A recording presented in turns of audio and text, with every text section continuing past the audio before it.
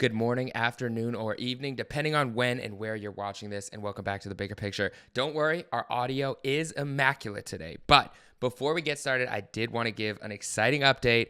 First of all, thank you all for the support on getting the broccoli live. It is here because there were some people who doubted. Maybe DJ Head put in a good word. We'll never really know, but we have the song. Secondly, because of Kendrick's surprise drop, we are filming an emergency episode on Monday, and we will drop that for you just in time to have some extra greens with your Thanksgiving meal, okay? This was filmed on Wednesday, so there is definitely a lot to talk about, but we did want to let you guys know something to look forward to. Thank you guys for the love, as always, and enjoy the show. DJ had lost his microfiber, yo. There we go. Less foggy now. There you go. You can see clearly now. I can see clearly now the rain. Look at you. You grew up. See, you're old enough to know that one right there. Look at that. I didn't know that song, champ. You was just singing it lovely. We're not clearing that. That can't make YouTube. So, right? Is that an interpolation? No. Are we rolling? Is Jeremy ready with his fancy new laptop? Look at Jeremy's new fancy laptop, man. Where's my sticker, Jeremy? Let me see that there. Ooh, You see the sticker? The bigger picture. We're back. Although my topic sheet isn't loading. How are we gonna know the topics without the sheet? It's impossible. What you mean?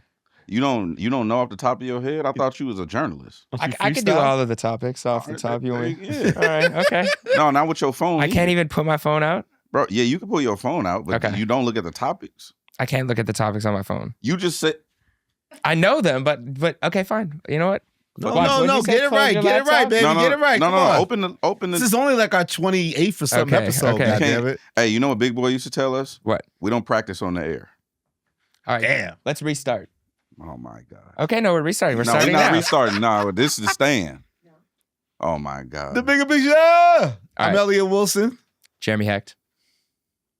We already had another start that I wanted to keep, but they didn't want to keep it. I'm DJ Head. This is like when J. Cole said on that song, he's like, should we keep this intro or the other intro? But if we keep the other intro, then it lets us know that they had two intros. It's like this. Where did he say that? He said it on his song with Boz. Which song?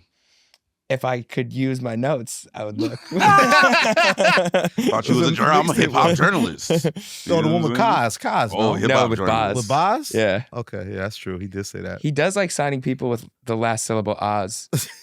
It's only two niggas. Boss. Yeah, that's people. One person plus two person is people. Well, you two niggas was busy, man. That's questions, man. Well, one. You out here stepping out of the hip hop realm. I gotta admit, I was getting a little jealous. You know how I get. Oh my. The fear of missing out. Let's just recount this for people that may understand. Yeah, Jeremy Hecht. how lit my guys are. You want me to start? What you mean? You the. Well, I realized the power of my word this weekend because I was invited to cover the Jake Paul Mike Tyson fight. Shout out to Netflix. Shout out to Cordae. Mm-hmm. And Also, Cordae boosted both you boys but up. Cordae against me. did say she God said damn she it. thought that Elliott. She's like I know Elliott would have wanted to stay home, but next time I'll tell her. Elliott said he wants to be in the building. That's my rep. That Elliott likes to stay home. It might be, or maybe That's she my thought West you Coast were. rep. Maybe she thought you were I'm New home York. cat sitting and shit. petting your. I don't even have a cat. But so I was invited to cover the fight, and I wasn't really sure what I could do at the fight because as a music journalist, there wasn't much music content there. But I Tyson said did come out to that Murdergram, that Jay-Z, that Ja Rule, that DMX. he did. He's stuck in the late 90s right there. So what I said was, okay, I'll see what I could do. So I got out there and I said, if I'm going to do anything, I'm going to do it to the best of my ability. I am now the greatest boxing reporter in the history of boxing for 24 hours. I said it. I tweeted it. Manifested it. I know DJ Head is falling asleep. He's closing his eyes. But what happened next was that I posted a video and it got 20 million views on my Instagram. Oh, it's up to 20 million. 20 million views of a Jake Paul clip. And I seemingly don't know any other boxing reporter who got their first clip to hit 20 million views. What was the clip? It was of Jake Paul's fake head being punched Okay. prior to the fight. He's a marketing genius. And then I interviewed Mr. Jake Paul himself after the fight. And then I retired from boxing journalism. I'm just a big music fan. What is on your playlist pre-game? Did you listen to a specific song right before when you were training? Were there a few songs that got you to the point where you're the winner tonight? Yeah, me and my girlfriend were listening to Olivia Rodrigo. And then listening to Mr. Saxo Beat was the team's like theme song for the training camp. So if you get invited to Tyson versus Floyd Mayweather fight, just say they fight exhibition. Right? Yeah. You're not gonna go and cover it? What did Jay-Z do after the Black Album? He married Beyonce. And then?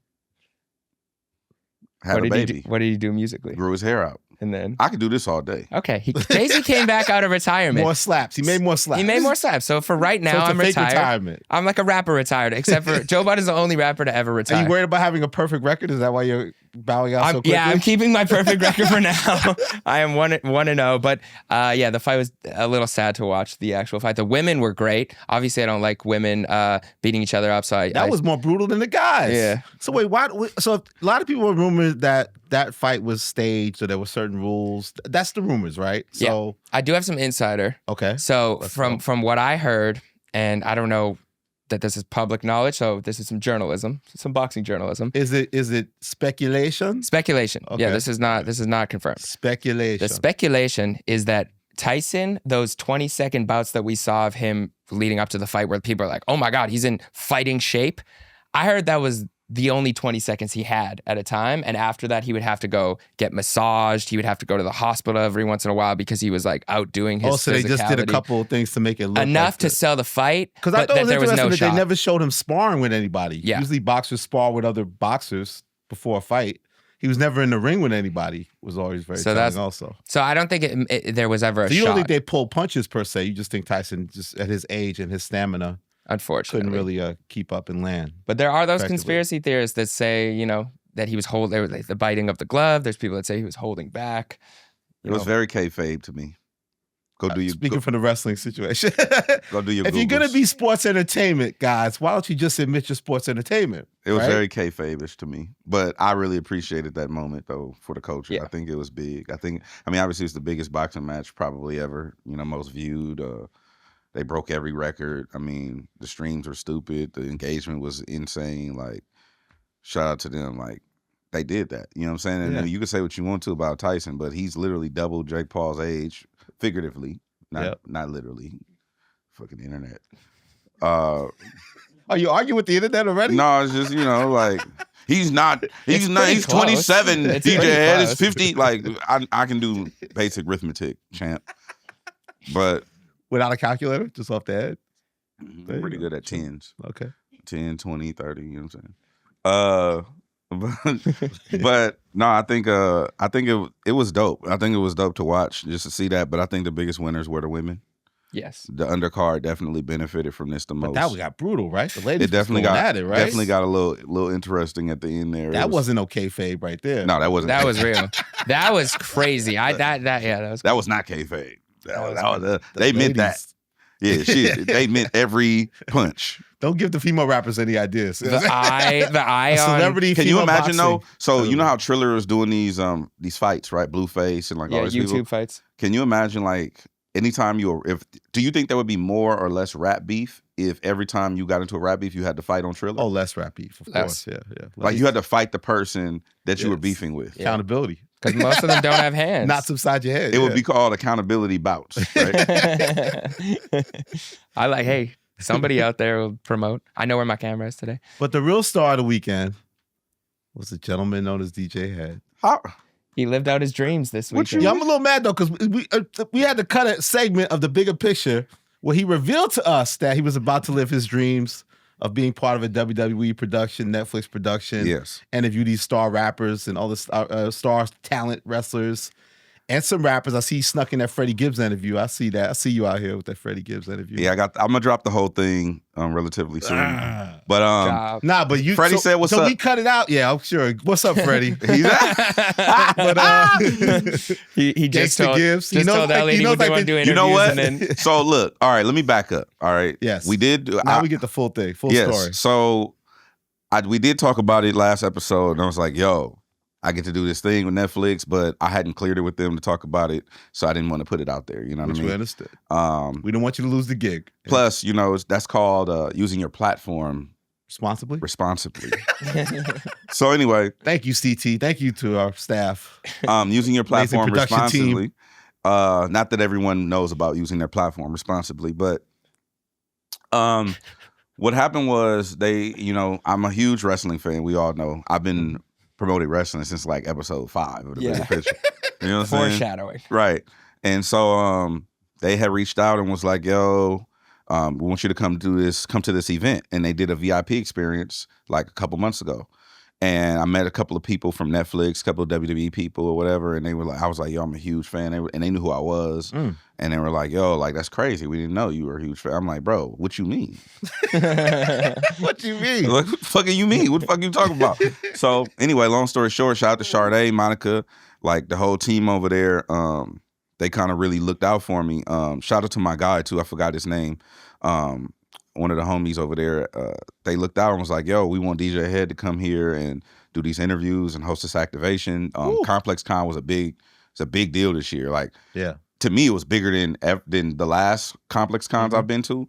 Well, the company got new ownership, so I'm sure. Okay, that makes sense then. And Vegas. In Vegas, like the Vegas Convention Center was definitely bigger and more spacious. It was a little bit, to me, it felt better than how they do. Even I'm biased to California, like Long Beach Convention Center. I'm biased to the Long Beach Convention Center. Go on, Jeremy. Go on, buddy. But I think Vegas did it right. You know what I mean? Like the line management was done well. Like you were able to get its ingress and egress was really, really done well. The production was dope. The activations were really stellar. Like it didn't look flimsy. Like I, over the years, Complex Con has kind of looked fleeting, where it kind of looked like an afterthought, like a swap meet. Right. This time it was like, no, these are real installations, real activations, real fan engagement, a lot of merch being sold. Like people were selling. Like I saw people having to pull their cars up. Like they had a curb. They had a curb where people would pull their car up just to load the shit that they bought. And so I found out low key. I found out a little ahead of time because my journalist bag that they had a Hell in a Cell, and I was like, yo. It's like, yeah, so when I finally got the official email, it was like, yeah, you're going to be hosting the Hell in the Cell activate. I'm like, I got a Hell in the Cell. Hell in the Cell time is like the ultimate Hell match, in the like Cell a steel is like cage a kind of match. Hell in the Cell is a staple in WWE. It's not a cage match. Steel cage match, Hell in the Cell, two different things. Hell in the Cell closes off the entire ring and the outside of the ring. The cage just closes in the ring, and it gets brutal in there. But yeah, that's the one when the Undertaker drew Mankind off the thing, yes. right? Yeah. Yep. And so anyway, long story short, they wanted me to interview, Cody Rhodes, he's the WWE champion, which is legend. Crazy. Straight to the top. You know what I mean? And I interviewed Liv Morgan, who's a women's champion. And then that was, to be honest, I'll reveal some of the behind the scenes. My obligation was to go there, document my process, interview Cody Rhodes and Liv Morgan. Everything else I did was all just me. So you ran down on CM Punk, your idol, CM Punk. Well, that was me going off script, and I was like, "Yo, we here." Like, and Silas was helping me, and the people were helping me. Shout out to Culture Kings and Loiter. They were like looking out too. But we were just spotting the homies, and I was telling the homegirl May from Netflix, I'm like, "Yo, like just trust me. Stay on camera. Stay rolling. Stay on stream. Just stay on stream, bro. Because if you stay on stream, it's gonna be straight. Like, just follow me." And she was like, "Okay." And then we got to running around with the Netflix people, and they were just like, "Yo, all these people know you. They love you." I'm like, "Stay on stream." Also, you impressed me even more with this. Yes, but I was like, "Yo, let's go over here. Let's talk to Snoop. Yo, let's go over here. I'm gonna go get big." They was like, "We don't have credentials. Don't worry about it." You know what I mean? So I was just, the security guards was helping me. Yo, go that way, DJ Head. Like Nori's over there. You know what I mean? Like, so I went and grabbed Drink Champs. I went and saw Nori before they went in to interview Snoop and Dre, which is, that looked great too. That was crazy. Yeah. Like, to see Snoop and Dr. Dre together, like on a public platform doing an interview, was like one of them things where it was like, damn. A live interview. It was a live studio. And Dre was like, yo, I didn't even know we was going to do this in front of an audience. I thought we was just going to be. So he didn't know. He didn't even know. And Jimmy Iovine was there. Like, it was like a thing, bro. Big deal. It was a big deal, bro. Like, the front row was crazy. And they played some of the new slaps. Bro, then they play like 5 records off the album. And I'm like, to play music in front of people is a crazy thing too. Dre was like, play that shit from the beginning. Turn the shit up a little bit. Dre was like, Dre was engineering. Dr. Dre was like, yo, I don't want to even do this. Like, Jimmy and Snoop want to do this. I don't want to play music. He didn't like the way, he wants the sound to be perfect. He said, I don't like to play music that ain't finished. Yeah. And I'm literally in the middle of working on this record. Mixing it. I'm still, like writing the record. Like the record ain't done. That first verse is done. Wow. And he was like, bro, like, I don't like doing this type of shit. Like, I want you to hear it. And so it was just like, I'm sitting there and I'm just like, this is crazy. We're hearing an unfinished, like, when have you ever heard an unfinished Dr. Dre a song and Snoop and Dr. Dre are playing the records for people? Like, that's never happened before. That's great. So I went and said what's up to Snoop. I went and got the Drink Champs interview. And then after that, I was just running around. We saw Freddie Gibbs. It's like, yo, Gibbs, hey, come do this interview. He's like, hey, I ain't doing interviews. I said, look, I'm doing some shit for Netflix. Come over here to this Hell in a Cell. Like, I'm just, talk about some shit real quick. He's like, all right, fuck it, I'll do it for you. Come on, let's go. So we went and did it. Then when we finished, he was like, you know what? I'm actually about to get back outside. I'll come sit down with you. I'm like, bet. All right, cool. So going back to our conversation last week, it's like he was like, I'm not doing interviews. Gibbs about to be outside. So all y'all have you think you might have encouraged him to want to? I don't know. Okay. I'm not taking credit for that. He wants a spot? Hmm? He wants a spot in the top rappers? He don't give a fuck about that. Okay. But then I also got to talk to West Side Gun. Yeah. And so I should have we can put the clip in if you want, but I talked to West Side Gun and I asked him about Psycho Sid because we talked about it on the pod, right? And I was like, yo, what was the reason for that? And he was like, well, because I think his label was called Four Corners. Fourth Rope. Yep. He's like, man, everything is wrestling head. Everything is wrestling. That's why I put Sid on my shit. You know what I'm saying? Everything is wrestling. It's all this. It's all, like, I forgot what he said verbatim. It sounded like he had rehearsed his answer. but maybe he wants something that's real insider. Like, you gotta be a real wrestling fan to know who Psycho Sid is. But his thing is called Fourth Rope, and he was like, everything is wrestling. That's why I put Sid on my shit, on my album cover. I'm like, man, that was like big for the wrestling community. Yeah. Then I also asked Cody Rhodes about, the female rappers, and he was like, Glorilla, he likes Glorilla, but he had Snoop redo this. I didn't know this. I didn't know if it was public knowledge. He had Snoop Dogg redo his theme song. Oh wow. That's dope. And tried it out, and he was like, yo, the wrestling fans kind of was like, nah, like we want the original, so they went back to the original. Oh, Gorilla's on the original? No, Snoop. Oh. So Cody Rhodes, who's the WWE champion, he has an entrance song. Yep. He had Snoop redo his entrance song. Yes. The wrestling fans kind of was like, nah, we good, go back to the original, and they reversed it. Like when 50 Cent put out the power theme song, and it was like, oh, y'all not fucking with this? All right, I'm gonna go back. Yeah. So I thought that was a cool little hip hop nugget. I didn't know that Snoop had done a Cody Rhodes theme song. But then I also got to talk to I'm drawing a blank. I'm sorry. You look so happy throughout this whole thing. Though, I've never heard you this excited. I'm no, but see, fired up but look at the photos in the video, because you also said, watch my stories this whole weekend. You're gonna see magic happen. Oh, it's magic. You look so happy. Every shot, every video. I also got to talk to a lot of people, and some people were like, yo, I fuck with the Bigger Picture. Like, I was like, damn, that's dope. Like, people like that don't even look like us, like you or us. Like, it was like, Filipino and Asians and like random people. Like, I was like, damn, this is kind of fucking dope. Yeah. And then I sent y'all a text I had got from Simba, the homie Simba. Oh yeah. And that brought me back to this all happened this weekend while I was at WWE Netflix. Simba texted me. He was like, yo, I'm in Japan, and this old Asian dude is watching the Bigger Picture. That's crazy. In the airport. And I'm like, that's crazy. Yeah, shout out to Japan. So I'm like, yo. In Japan. So it was fire to me. Like, I enjoyed that. Shout out to Netflix. Shout out to the number one big home girl, the Cordae. Shout out to Monica Lynn and everybody over there, man. I'm looking forward to getting more stuff going. Shout out to Jackie too. But yeah, it was super fire. We had our field reporter Elise and our producer. She was in the field. She caught up with DJ Head right after he had some of these experiences to see how he's feeling. Alex, we should go to the clip with you, like TMZ. Huh? Uh-oh. TMZ ran up on me in the airport. I saw that. The people in the chat, DJ Head, how excited are you about covering the WWE? And tell us, who have you spoke with, the wrestlers that you have spoke with so far? I spoke with Liv Morgan. I spoke with Cody Rhodes. and a couple other people. There are some guest surprises that I can't necessarily talk about. That's going to be on the actual footage, but I'm super excited. You know, I'm a WWE fan. I make no apologies about it. You know what I'm saying? Hello. I'm 40, and I love WWE.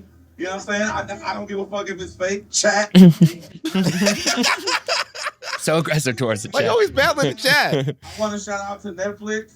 I want to shout out to Loiter. I want to shout out to the WWE. And I want to shout out to my homegirl Cordae and the homegirl Monica and homegirl May and everybody over there at Netflix. The Netflix team looked out and put me in this position, West Coast. Tell them how this is your dream. You had a dream. I haven't gotten it yet. DJ had a dream. Stay on screen. That sounded like Kendrick's acceptance speech. That was pretty good. And then the gear too. So how did you coordinate that? They got you some gear. Or you bought that yourself? Oh no, they got me. Yeah, they dumped me out. I got hella. You knew what you wanted. You just Nah, planned it all out? they gave me this whole gift care package, and then they also was like, I went up there and I saw, I was like, yo, I didn't have that Stone Cold Steve Austin hoodie in my care package. I'm like, yo, what's up with that Stone Cold? Is that the one you and Rosenberg were wearing? Yeah, me and Yeah. shout out to Peter Rosenberg Yeah. too. So I'm like looking at the merch. And I'm like, yo, what's up with that Stone Cold Steve Austin hoodie, bro? Like I need that too, champ. Like let me get that. Yeah, XL. I You know met what I mean? Pete at the fight too. I never met him. I was like, yo, I've been watching your interviews for like 15 years. He's like, damn, am I that old? I was like, no, that's the He does impact not you've take a had. compliment. Yeah, he's like, I watched the Gambino interview. But Elliott, listen, you always know how to Oh, go God. viral no matter what. You could That's you because could I'm be in. home. That's because I'm home bored. Nobody invites me to anything. I'm home bored. I got Petting your cat. say crazy things on the internet. I'm bored. Let me find out. Take my laptop away. Let me find Close out. my Elliott laptop. Wilson is the cat lady. The cat Hey, lady. we're all I'm going buying somewhere a together cat. before we go to that. We're going on a class field trip tonight. Yes, we are. Speaking of Snoop, so maybe Dre's mixed the record since then because we got invited. Snoop hit me and said, Fuzzy hit me, and Snoop's peoples was like, Snoop's doing another listening since DJ Head went to the other listening. And I got invited to that, so I was feeling myself. And then he comes right after talking about, yeah, and Head and Jeremy invited too. And I'm like, man, I got to invite these guys too. But then I wanted to go to you guys and be like, look, that's how you do it. You got to put your people on with the invite. But I had to be honest. So then, you both are invited. DJ Head's probably not going to go because he's already heard the record like 2 times already. I'm going, but I'm You've heard the record twice already. He's just not gonna be impressed. He's gonna be like, wait, guys, check out track 3. Wait for this one. So tonight we all are going to travel. So we're all going. Yeah. All right, well, I'm going to field go trip. hear Snoop Dogg's album. But yes, what did I do now? So J. Cole dropped God. an audio series, the beginning of an audio series, exclusively on his website. You can access through Twitter. And he's reminiscing on the entire journey, start to finish, the come up to the fall off. This was recorded in 2022. Episode 1 dropped last night, I guess over last week. And Elliott had his first reaction on Twitter and said... Did you say why? Even Why? better. He said 100 gigs inevitable.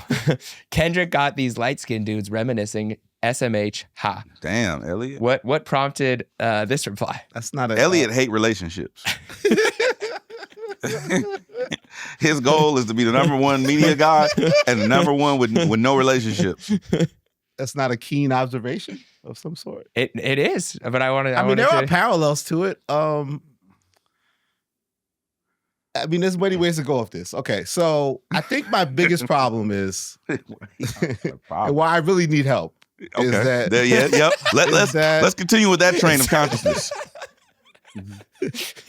Let's go with that. I don't like storytelling done outside of me. I don't like them telling their own stories. Done outside of you? Yes, I don't Oh, like that's them wild. telling their own stories. I'm not a fan. That's not just wild. outside of that- media, but That's outside probably the of wild. Now, look, let me tell you, you done said some wild shit on this show. What? That's wild. That's the I'm a wildest DJ, thing. It's like we don't need a DJ. We're just gonna program the music and the Nah, music that's gonna not the play. same. You don't want someone telling their own story outside of you is crazy. Why can't I be involved? I'm available. That's insane. I can't moderate a That discussion is, between J. you know Cole what that and is? Eve. That is When I had a great relationship with them, or I don't know if I have still, but that I is, did. and get ready Jerry for it. loves it. Get ready for it, chat. That is megalomania. But Look that shit up. But here's the problem, though. Oh, This is right why here. Look that shit up. This has been my life since 1992 to try to get the story against other people trying to get the story. And now Hey, you know what we need to do? We gonna put Elliott in some yellow. This was CT. I need Elliott in the yellow with the yellow Hulkamania shit, but it says Megalomania running wild. You know what I'm saying? Dun, dun, dun, dun, dun, dun, dun. All right, go ahead. I wonder though, here's a question. I wonder, was there, because it was done in 2022, right? Yeah. And why I'm saying there's parallels is because that could have been put out earlier, obviously, right? It's probably put out now because we're finally leading into the fall off. But I have to think in the back of the mind, you know, a lot of people still aren't over J. Cole's apology. A lot of people still aren't over J. Cole pulling the record. A lot of people didn't receive that Antonio record well because of that one little part where he talks about the battle and losing a friend. And Yeah, hey, Drake. so now this is finally a thing that it lands well. We love J. Cole again. Because again, if you show us why you loved us before, which is what Drake did with 100 Gigs, it's hard not to love somebody. So there are parallels there, and I think it's very interesting. Of course, I sensationalized it by mentioning the elephant in the room, which is Kendrick, but there are parallels. And I actually even wonder, was Cole at all hesitant to do that after Drake did the 100 Gigs? You know what I'm saying? Well, like, and did Drake take any inspiration from Cole? Because they were on tour together, so a lot of people are wondering. He probably could have known that he was doing that, right? So again, I think it's hard for everybody to escape each other, and I think it is important about perception. And finally, this is like a clear J. Cole win because yes, this is going to be dope. I'm going to stop hating. I'm going to spend my $10. I'm going to listen to all the episodes like everybody else and fan out, and I have to accept that. It just takes me a minute, and you know. It's going to be great content because obviously it's going to be stories that we haven't fully told from their perspective. So this is now the first universally thing that J. Cole has done since the battle that gives you nothing but adulation and acclaim and thumbs up across the board. And you can't tell me that this isn't all effective. You know, what happens after the earthquake, the after effects of an earthquake? Aftershock. You can't tell me this doesn't scream of aftershock. Just like Drake's moves of putting out 100 gigs, making half-release, half-finished records like Circadian Rhythm and No Face that aren't fully realized songs, but great potential to be a good song. Like, they're all aftershocks of this historic battle. So I think I was just noting that. Maybe it came off a little too severe. I apologize for that if that's the case. But it's rooted in the competitiveness of another person now telling their own story. They control the media. You know, it's a tough time for journalism. It's a tough time for media to have platforms to tell stories. Well, I think my reaction, because I think both are necessary still, right? Like, first of all, I do like Circadian Rhythm. We did mention Drake 30 minutes in, but we're not going to stay on it, okay? We're going to go back to Cole. That's true. Drake cast. Drake cast. But so when I first was listening to this, what I love... Oh, so you heard the first episode? I listened I spent my $10. I immediately got through the 2 hours. Really? Yeah. Yeah, and Cole is one of the few people that I would go to I could have got that under a little 2 hours with my moderation. My Yeah. moderation could have got that But so here's crisper. My thought is that initially, what I loved about hearing people's stories and what I felt was missing in media when I would watch interviews that I was always like, that's why I wanted to get into interviewing, is because I felt like people were missing the part right before the brink, like right before they got signed or right before the hit record. I felt like a lot of interviews didn't really showcase like what actually happened. Like what happened before you met Jay-Z? I just felt like there was a piece missing. So I think that this is a really cool way for artists with their homies, like in a comfortable environment, to tell their story and get to that part. Like we're about to hear the come up, the warm up stories like that. I don't think he's told in full in other places. I know he had a great interview with Combat Jack that I really liked, and he told a lot of those stories, but we're going to get a lot from this that we haven't received elsewhere. And I think other artists will benefit from that. That being said, I don't think that this replaces journalism. I don't think this replaces an interview with you or B-Dot or Charlamagne or whoever. Feels like it. You know why it doesn't? Because his friends aren't going to ask the questions. They don't talk to us, though. It's even more of a, why am I talking to anybody? But he's going to need to. I think like Cole and Kendrick and Drake at some point when the aftershock settles, they're gonna need somebody who's able to ask the questions of what actually happened here, what was going through your mind, what did this lyric mean? Like, there's gonna be the need for that. So I don't think this replaces it. I haven't listened to it yet, and again, I will support it. Obviously, when you heard that first episode, did it have the sort of polish that you think would have if they had a moderator or a person? Like, did you feel like it dragged at all? Did you feel like it was a concise, good listen? wouldn't have benefited from anybody else being in that room that wasn't part of their team? No, it was a different experience, but it was great. Like what I felt like I was just listening into their studio session. It would be like if us Like three, fly on the wall. yeah, if us three had a talk, cameras off, and we were just talking industry shit about our come up and like how we got started and stories that like we tell off camera anyways. It felt like I was listening to that, but the comfortability of them being friends made me enjoy them telling the story. Now, Cole was out there being like, what do we do? Should we talk about, should this be next? Yeah, so hey, like that's where a journalist would help guide the conversation. But I think it was a different experience. So I think once we do get a Cole interview, it'll also be necessary. But did you spend the $10? What you think? I'm gonna bet no. You didn't He take a spent it listen. on a Stone Cold hoodie. Did you listen to the come up on the DSPs? What you think? Maybe no. Okay, probably not. What do you? Okay, what? Elliott's a megalomaniac. How does DJ Head feel about this? Yes. I don't care. I don't Guy doesn't give a care fuck. about anything. I don't care. Except for Like like great debate show. Yo, I'm just saying, like, you should be able to tell your story wherever the fuck you want to tell your story. They ain't got to talk to you or me or Jeremy. They ain't got to talk to nobody. They talk to each other. Even, shout out to Ebe. I met Ebe a couple weeks ago, but Ebe is dope. Cole is dope, obviously. you know, they could talk to each other. They are for goddamn 20 episodes. And Right? How many Scott, is it, 10? they have Scott in the building. I didn't know who Scott was, but Scott is the videographer. yeah, okay. So. Okay, so my thing is, if you get more artists doing this, I think it would better the conversation around their music. Same. In my humble opinion, because if artists don't feel comfortable talking to Elliott or talking to Charlotte or talking whoever, Yeah. right? Or Brian or whoever the fuck, Scott, whatever, right? If artists don't feel comfortable, they should talk in some capacity to navigate the music, right? And that was our critique of Drake, Kendrick, even Big Sean when we talked about his album and leading up to that, what he was going through and all this kind of stuff. Like, they need to talk somewhere. So if this is the forum in which they feel comfortable, cool, do that. Don't charge me $10. You know what I'm saying? Like Yeah. that. Also, I think that's another interesting business aspect of it too, right, Jeremy? Like that's how somebody say Cole's gathering. You know, they're building their own direct-to-consumer thing. Community too. They're Had building their own community to make chat. sure that they empower their audience to go direct to I consumer. agree with that. But I mean, I don't know what they're working on. Obviously, I'm gonna be honest, I don't know Cole like that, and I don't know Ebe like that. But I do know the people around them, and I reckon them very intellectual individuals. So whatever they're doing, it's with thought, right? That's my opinion. I think they're moving with thought and intention. So I can't critique what they're doing because I don't have the full picture, kind of like the Tyler thing, right?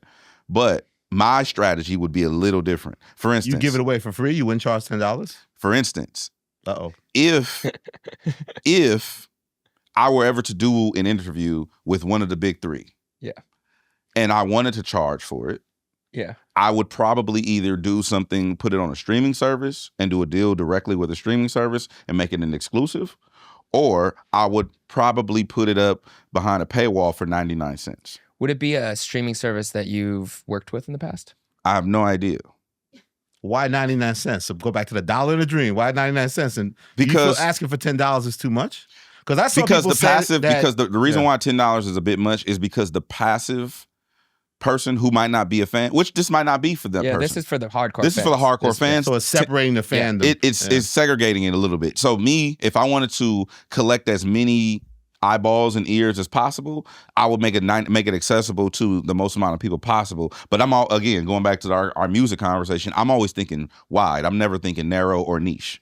Yeah. I think music industry, before we get to the DSP aspect of it, it's interesting because all of the big three dropped songs strictly on Instagram or YouTube or not DSPs at some point. And so to see them doing this and like you said, gathering community where they can have their own fan They'll base. get access to the data. Yeah. It's interesting to see because people are kind of having this conversation that DSPs aren't paying enough, that their music is worth more, that their art is worth more. So it's interesting to see this. Is this going to be something where the fall off drops exclusively on J. Cole's website? Is it going to be on through here and there's a chat and a community live listening? Like, I'm interested to see that. But the other thing I wanted to ask you guys was, what are some mixtapes that still need to be on streaming that we do not have? Wait, yet? can I, before we go to that, I want to, Yeah. I'm gonna say something, and I'm gonna share a behind the scenes of how I move, right? And it's just a strategy for other creatives. In 2008, I got my first Gmail account, right? And when I got my Gmail account, I'm like, yo, I was talking to somebody, I'm gonna say who it was, but somebody who's well versed in that world. And they was like, yo, if you're not paying for something, then you're the product and being sold, right? So if somebody gives you something for free, then they're selling you, if that makes sense, meaning through advertising or your data, okay? So we all have free Gmail accounts, which means that Google is aggregating data, which is why you have ads in your Gmail account, right? Okay, bet. So that being said, if you're not paying for a service, I always looked at it like as this being a brilliant business model. And I modeled the way I move after Gmail since 2010-ish, right? And how that looks is I never want to charge my people for the thing, which is why I like free medium. I love radio. I love YouTube. Nothing I do is really behind a paywall, so to speak. And unless it's an exclusive piece of content that I'm giving to someone or a service. But most of the DJ head brands is free to consumers. And the reason why is because I always wanted to give my product to the people for free, but then I want to charge the brands for access to the culture.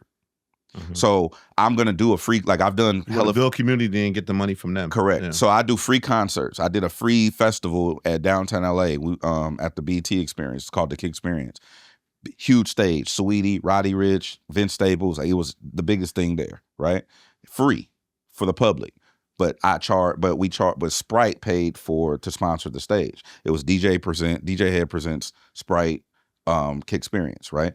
And the reason I did that is because that's my mentality. So when I critique the code thing, I'm not being like, you shouldn't do that. I'm just coming from a standpoint of I always think consumer first, my people first. And the way I think is I want to give it to them and then charge the brands for access to the culture. So they could have had a brand pay for the content, basically sponsor it and still giving it to people for free. Or just or like what Elliott said, if the goal is to build community, all right, I need your email and you can.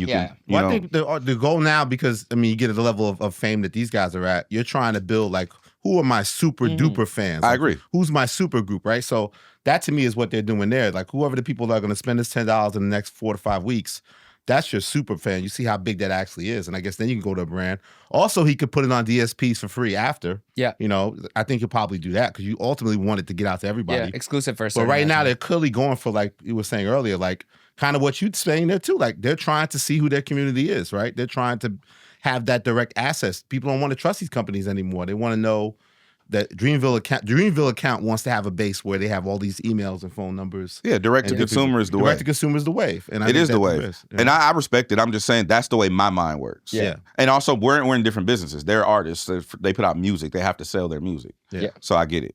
I remember first, it took me back to when I first heard J. Cole. And I actually heard of J. Cole from a podcast way before podcasting was a thing. I wish I could remember the name. It was a hip hop podcast. This was 2010. So I was, or 2000, when J. Cole 2009. would do every interview. J. Cole would talk to everybody. No, he didn't. He wasn't even talking. No. Yeah, he did do a lot of radio interviews. He did a lot of interviews back. No, when he started as an artist, J. Cole did a lot of interviews. He talked to everybody. Yeah, but so I remember I played this. It was just on the computer playing, and I would just listen to it throughout the day, and they would give new music, and they would talk about new artists. And I remember them saying, there's this new artist out of North Carolina.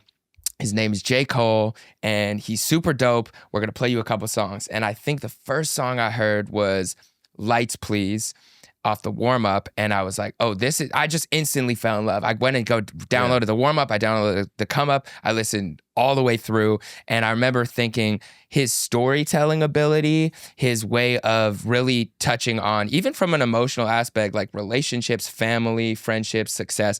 I had never heard anything like J. Cole, so this nostalgia for a super fan took me back to the moment that I fell in love with J. Cole. Here's the other thing too that he's doing, I don't want to forget, is that he's letting these mixtapes, he got these mixtapes officially on the DSPs. Yeah. So the come up is now officially on all the DSPs. The warm-up's coming, which is a classic mixtape to people, Friday Night Lights, classic mixtape. Yep. So maybe that's the thing ahead of the balance of saying, hey, we're going to charge you over here, but we're your heroes because we finally brought these classic mixtapes that's been such a demand to be on these DSPs. You're getting that for free. So we'll give you these mixtapes for free, but we want you over here. supporting our movement. The story over here. behind And I also don't want to maybe there's a sound like balance of both. I also don't want to sound like one of them people either, because I understand that artists don't really make money off the streaming either. Yeah. So like I empathize with that, but that's just the way my mind works. Yeah, no, nothing wrong with that. I think there is that balance. I think they justified it probably more by saying, we're giving you these mixtapes. Yeah. It's you guys. That was a high demand, like you said. What are these mixtapes? We've always want these mixtapes to be on DSPs for a long time. Like the legalities of clearing all them samples. I don't know how they pulled it off, but it seems like all those classic J. Cole mixtapes are now going to be available to everybody. Yeah, I still need. So the warm up will likely drop. I still need Jay Electronica's unreleased catalog. I would love that on streaming. Somebody hand me my violin. I would love. I know you're gonna listen to it all. Violin time. Big Crit was here. Childish Gambino royalty, especially for you. You wanted to get your mixtape list off, Yeah. right? Go ahead. Finally Famous 3, Nostalgia Ultra. Those are my. You don't like no Rick Ross, Rich Forever? Oh, is that not on there? Rose? I would like that. I like the song John Legend Rick a lot. Ross the would intro. give you album quality shit that were on mixtapes. That was crazy time with Def Jam. He like even records that went eventually to be on albums started off mixtapes. BMF was a mixtape song. MC Hammer was a mixtape song, and then it got put on Teflon Don after. But I always think of Ross. I think Ross gets overlooked because I don't necessarily think of him like as a mixtape artist, but he used the mixtape platform while he was at Def Jam and kind of balanced things out. To me, for the renegotiation of his deals, and he put out a lot of like album-worthy records out for free at first, which I thought was crazy. There's a mixtape called The Electric Chair by Glasses Malone that's fucking phenomenally classic. And if that was on DSP, it would wreck some shit.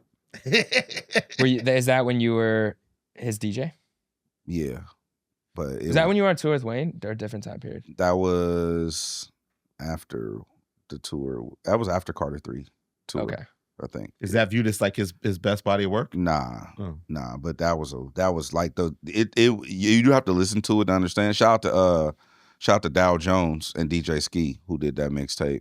That was. Is it original beats or is he rhyming over other people's beats? It was mimicked after Death Row, and so they got all. This is now, and mind you, this is before stem separation. This is before you've been able to rip instrumentals, take the vocals off. So we reproduced a lot of the stuff off of there. We had Ricky Harris come in and do original skits from Ricky Harris did all the skits on Doggy Style.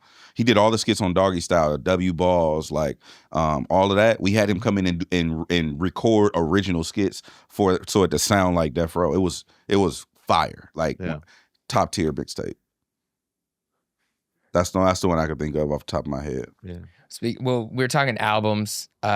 HipHopDX did a TDE album ranking list, which were you a part of this? I wasn't a part of this either, so don't get mad at us, okay? Somebody in the Uprocks list was like, Jeremy, you should never speak about hip hop again with this list of 100 best songs of the century. I said, what would you say fuck me for? I didn't even get asked about this list. It's not my fault. It's caused some controversy? It caused some controversy. HipHopDX's top 20 TDE albums. So there was who made this?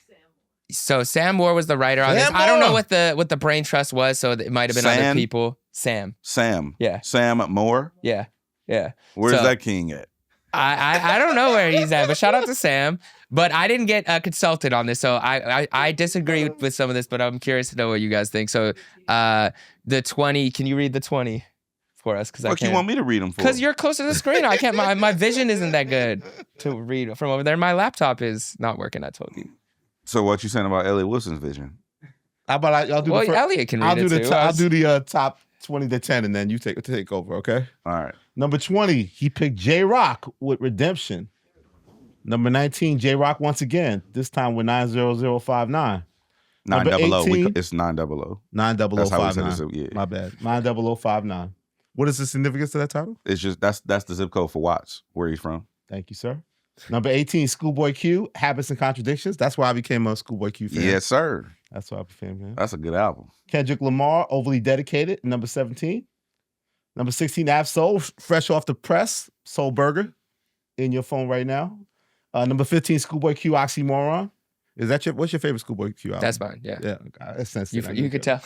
Number 14, Ab-Soul Herbert, another recent release. I told you Ab-Soul's out here kicking ass and taking names. Number 13, Isaiah Rashad, The Sun's Tirade. Number 12, Kendrick Lamar, Mr. Morale, and the Big Steppers. And at number 11, also freshly out this year, Schoolboy Q, Blue Lips. Number 10, Isaiah Rashad, The House is Burning. Number 9, Doechii, Alligator Bites Never Heal. Number 8. Oh, she. Number 8, Isaiah Rashad. Sylvia Demo. Number 7 is Kendrick Lamar, Section 80. Number 6, SZA, Control. Ooh. Number 5, Schoolboy Q, Blank Face, LP. Number 4, Kendrick Lamar, Damn. Number 3, SZA, SOS. Number 2, Kendrick Lamar, Good Kid, Mad City. Number 1, Kendrick Lamar, To Pimp a Butterfly.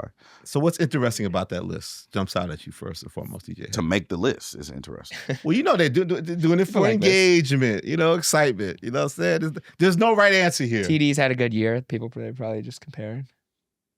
What's your 3? Big 3. Damn.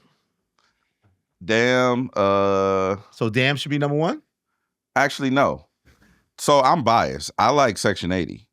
Wow. So you're around for the process too a lot more. That was more like, I don't know, it was big for us. That feels like the real debut, not Good Kid, Mad City. You're one of those. You feel like the debut album is actually Section 80. That was big for us, man. OD was dope too, but I'm gonna go with, I think Redemption was fire too.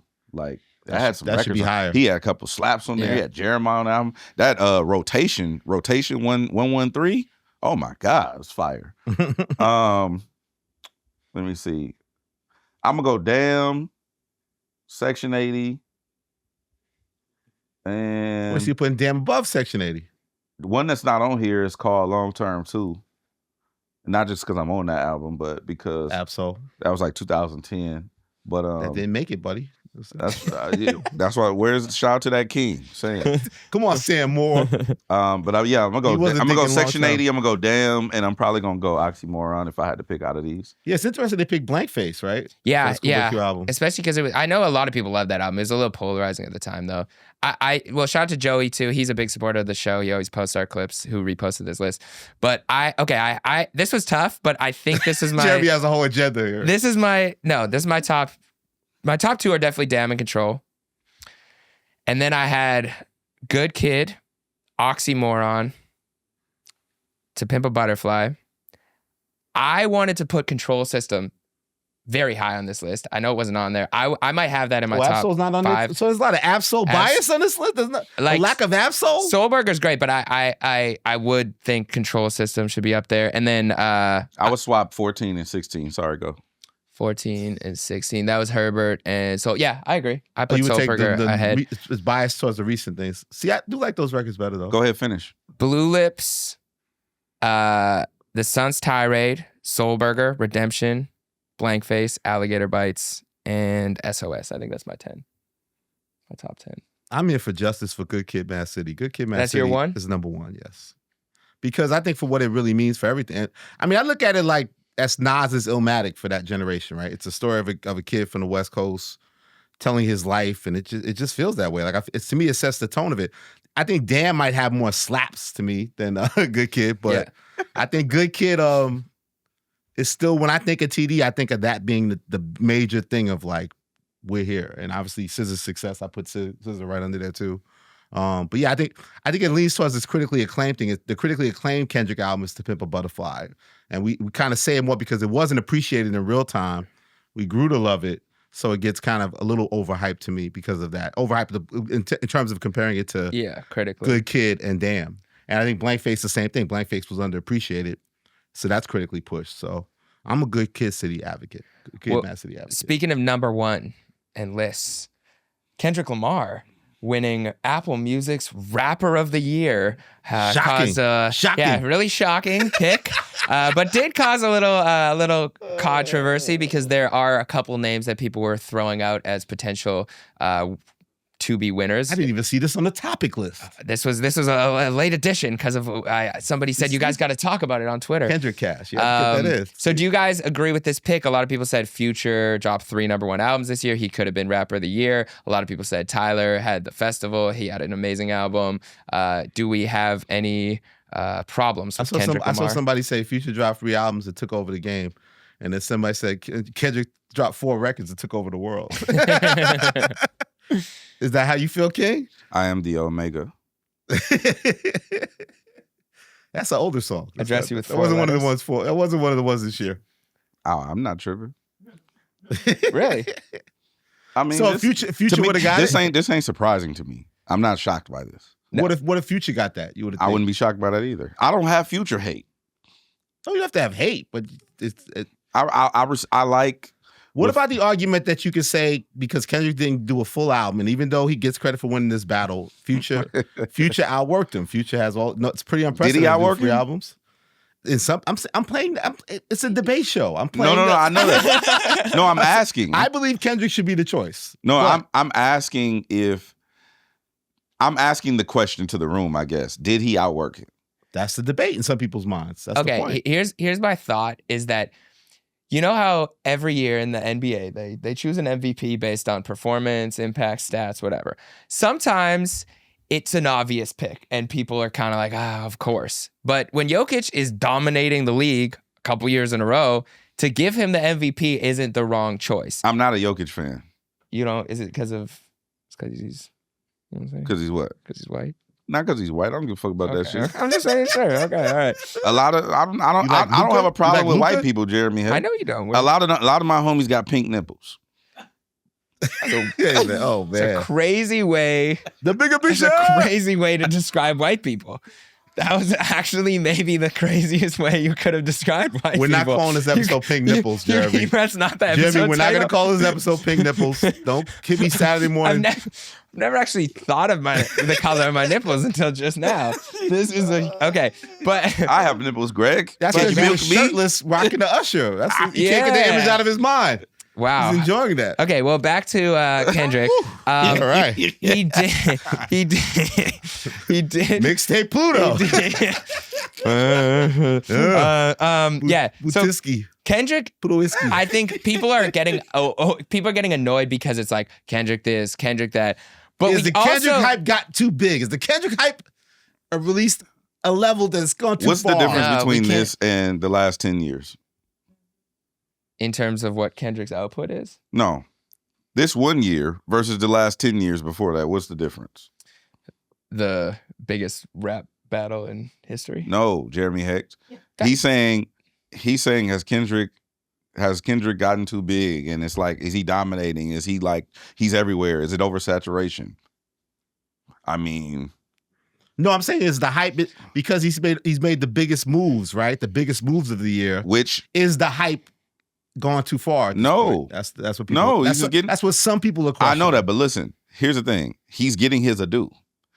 Prior to this, there was another individual getting his ado over and over and over and over and over again. Right? What's the difference? Aubrey Dre Graham, you say. So somebody's allowed one. Listen, if I give you 10, it's okay if you give me 1. It's okay. It's cool. Everybody Yeah. calm the fuck down. So you look like this was Drake's spot for a long time. So whether you give it to Kendrick or Future, they're kind of in one sense taking the spot that Drake's held on to for a long time.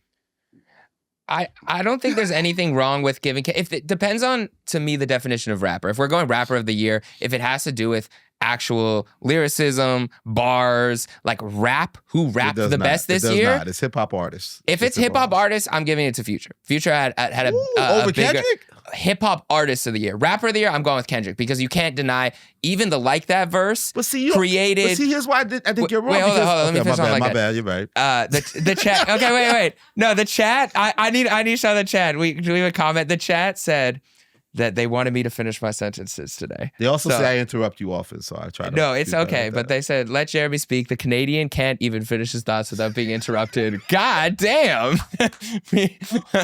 And I told them, Let Jeremy one day I'll speak, finish the Elliott. Let him sentence. speak. So today I will. The floor is yours, Okay, King. thank you. But so the Like That verse did more than any other song that Future put out this year. So I do think that we need to credit Kendrick with part of the success. Future could have a #1 album on his own. There's no question that. I'm not saying Future wouldn't have.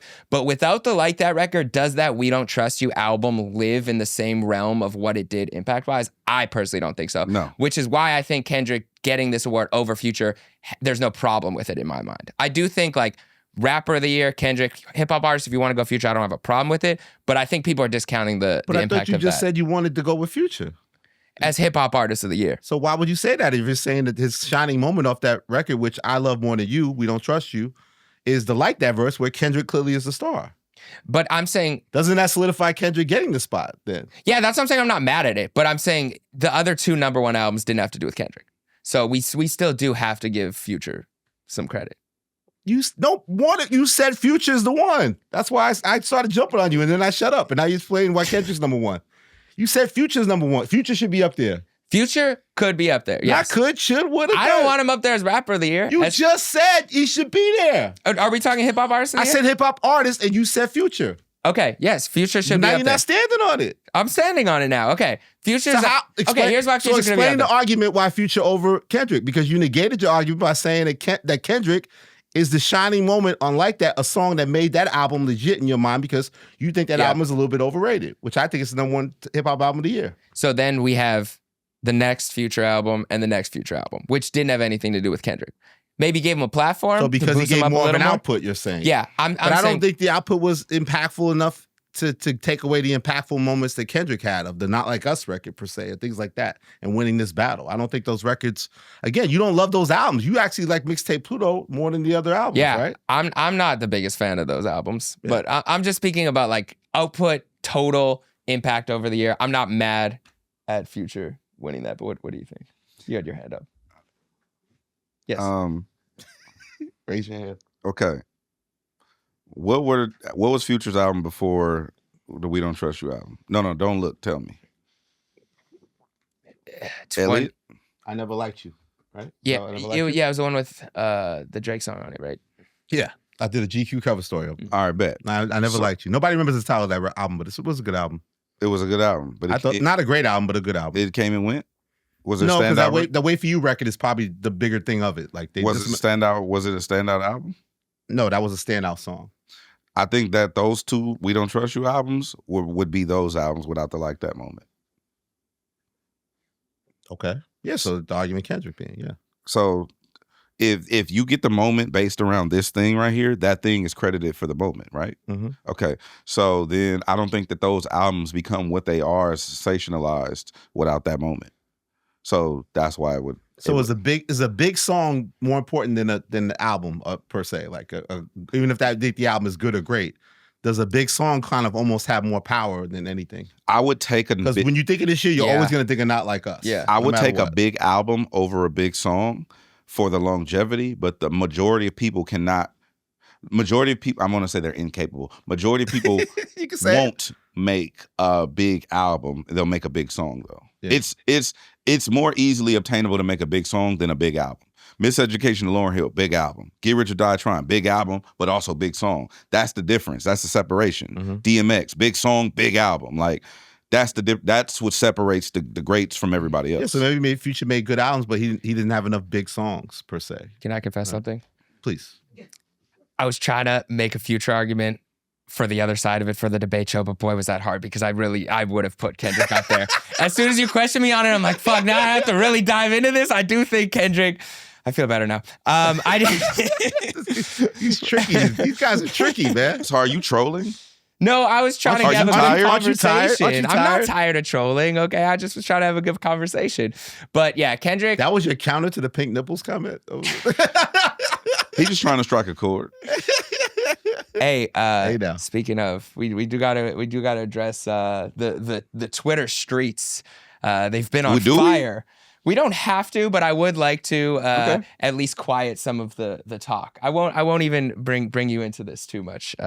Too much. Too much. Well, I'll ask a question. So okay, so there was a story Jeremy, like, I need where the clip.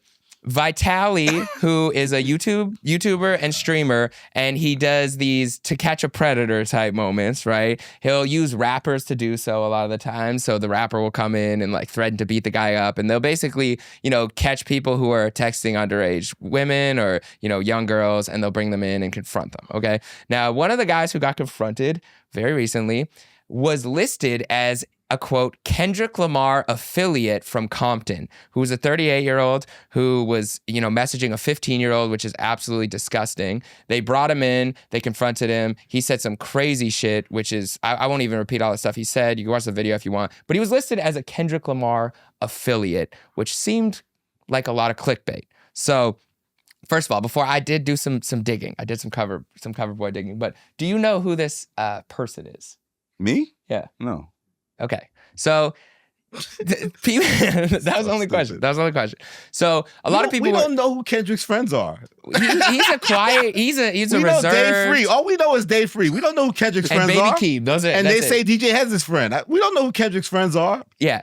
So That's what irritates me. It's like I'm his cousin. I'm this, but we don't know this thing. He never had a crew. We don't know who his boys are.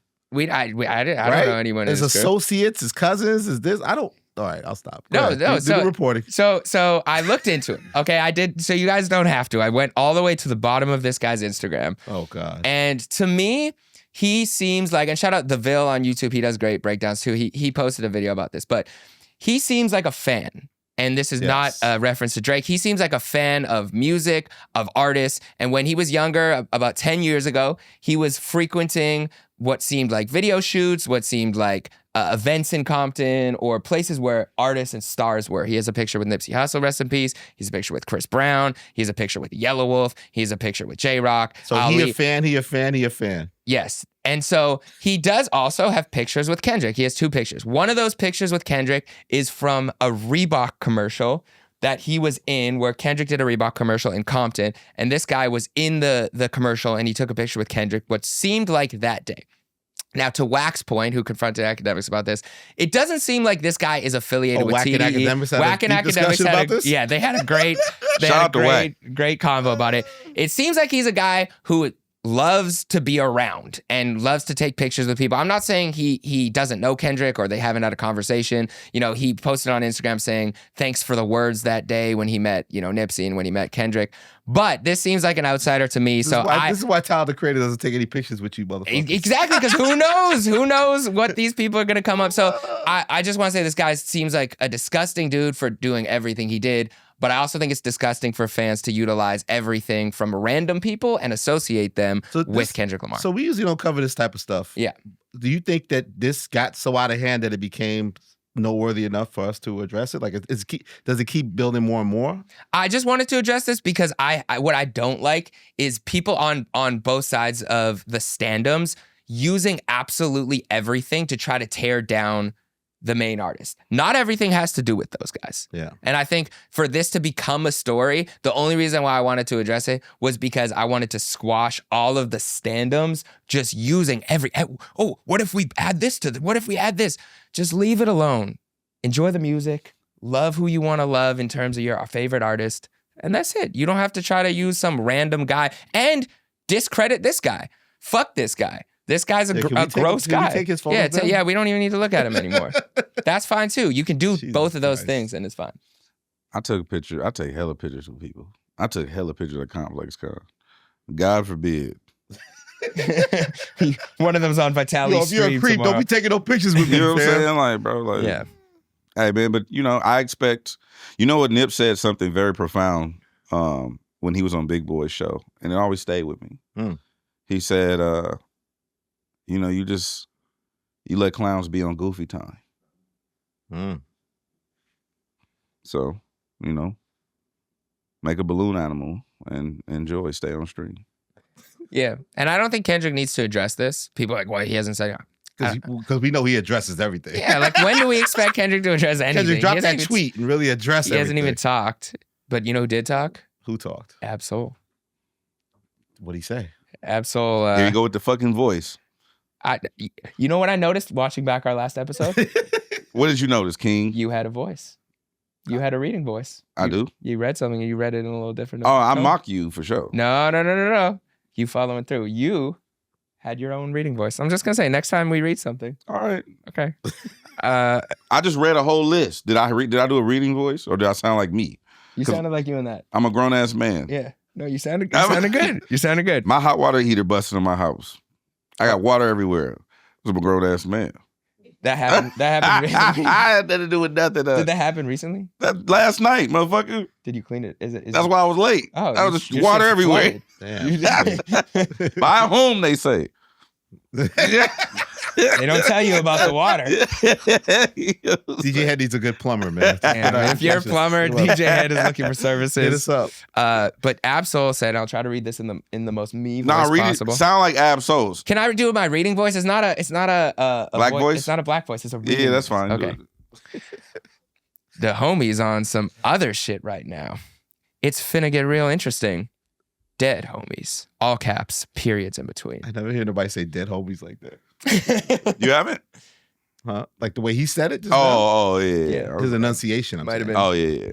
Okay, what does this mean, DJ Head? I need some West Coast decoding. What's going on? Yo no sé, no hablo inglés, pero creo que está... It's a absol. Necesito Mucho comida ahora. importante. So this has Yo nothing. quiero comida ahora. Which homie is he talking about? ¿Qué? So I had a memory. I mean, Yeah, we're talking about this out. Yeah. Here's what I recall. I'm going back to the Drake Kendrick battle, in case you guys want to know. So that Friday morning we got 616. Friday night we got Family Matters. The next morning we got Not Like Us. Saturday morning. I remember. I think the Monday morning, Absol came out and was singing in the streets, survival and all that stuff, shooting outdoor stuff. All of the black hippie guys tweeted something. I felt like they were all going to get together and make another diss record against Drake at that time. And then Drake drops the Hard Part 6 that night. And all of a sudden, the battle's called off and it's over. When I feel like Kendrick has something in the chamber, which may have involved other people. So when I saw that, it kind of gave me a roll call kind of feel of something that may be in the works, man. Well, you know Do what? you recall that, King? Jeremy Hecht, I'm disappointed in you. You're disappointed in me. Yeah, you missed something. And I thought you were going to catch it, but you missed it. From this? No. There was another tweet. By Absol? No, there was another tweet. By another member of the crew? There was another tweet that went out. And From J-Rock? I thought Schoolboy Jeremy Q? Hecht was going to catch it, and he didn't catch it. Was it from J-Rock? Nah. Schoolboy Q? It was from Daylight. Nope. Get out the streets. No. Top Dog himself? Although he did say that. It was a tweet that Is it went out. still up? Is it still up? Yeah. Well, Daylight said this. see. Get out the Not Daylight, streets. no, we're talking With to- an Absol put With this all up. respect to Daylight, as he's made it clear on our platform, he is not a member of TD, Jeremy. I need you to focus. Okay. Members okay, of TD, okay, Top Dog okay, Entertainment. Okay. They are J-Rock. Yep. They are Schoolboy Q. Like, this is where we need to go, brother. Top Okay, himself, okay. Punch. I'm Punch still didn't say Punch. anything. Okay. Are we seeing if is it still up there? Okay. We're digging right now. Survival. Live reporting, guys. This Yeah, is this hip-hop is- journalism right here. Please Please send it to Alex. First of- Immediately. First of Send all, it to Alex immediately, our producer. It's 11:11, so make a wish. If you're watching this, you can make a wish anywhere. You can use your manifestation skills. Okay, but he showed a tweet from someone sitting on this very stage, Elliott Wilson. and it wasn't you, Ah, and it wasn't I'm me. scared. Elliott just tripped out. Alex, if you want to pull up DJ Head's Twitter, he Oh, said he himself? He himself. You're the mole of the self? I'm not a mole. By the way, my tweet has nothing to do with Absol's tweet. Well, he did say something. He said, a lot in store for Inglewood, California. And this was 2 days ago. And then he put space, eye emojis. You just gave us Soul Burger. What would he have? A deluxe? What you got going on, man? Stay on stream. Who else claims Inglewood in TD? Does anyone else? I didn't say it was TDE related. Okay, well, does A anyone? lot in store for Inglewood, California. Okay, so let me just. Eye emojis. You had to throw the little eyes in there, didn't you? Only 2 eyes? What was in We'll revisit this. the forum is in You always Inglewood. love to revisit. You always love to revisit. We'll revisit this. Why are you West Coast people always like planning things out and so strategic and sinister and Well, we could move like New Yorkers. or Canadians, right? or Canadians. SoFi Stadium is in Inglewood. It's a lot of stadiums in England. This could just be a sign of just no battle stuff, just good music to come. I mean, there's a lot of great things in store. You know what I'm saying? You said West Coast There's a lot artists. of gentrification happening. There is. You said what? You've inspired to say West Coast artists. Look, it's our time now. Like step up. It's time. Yes, to step I up. want everyone to have their affairs in order. You said west of Texas. I want everyone to have their affairs in order. I want to shout out to Jason Martin, who's been in the lab with artists, and we've been sending people through that camp. And hey, get your shit together. I'm telling you right now. Do you know how much time they have roughly to get their shit together? No, I don't. Okay. And then Okay, but no broccoli No broccoli release date, update. no Yeah, Kendrick are you doing album release anything? date. What? I don't know nothing about Nothing. no hybrid vegetables. We just champ. know when the Super Okay. Bowl's happening, when the Grammys are happening. That's all we know. He did say we have to hold him. He said Kendrick Lamar is going to be attending the Grammy Awards. That's not what I said. He believes. He says he I strongly said- believed.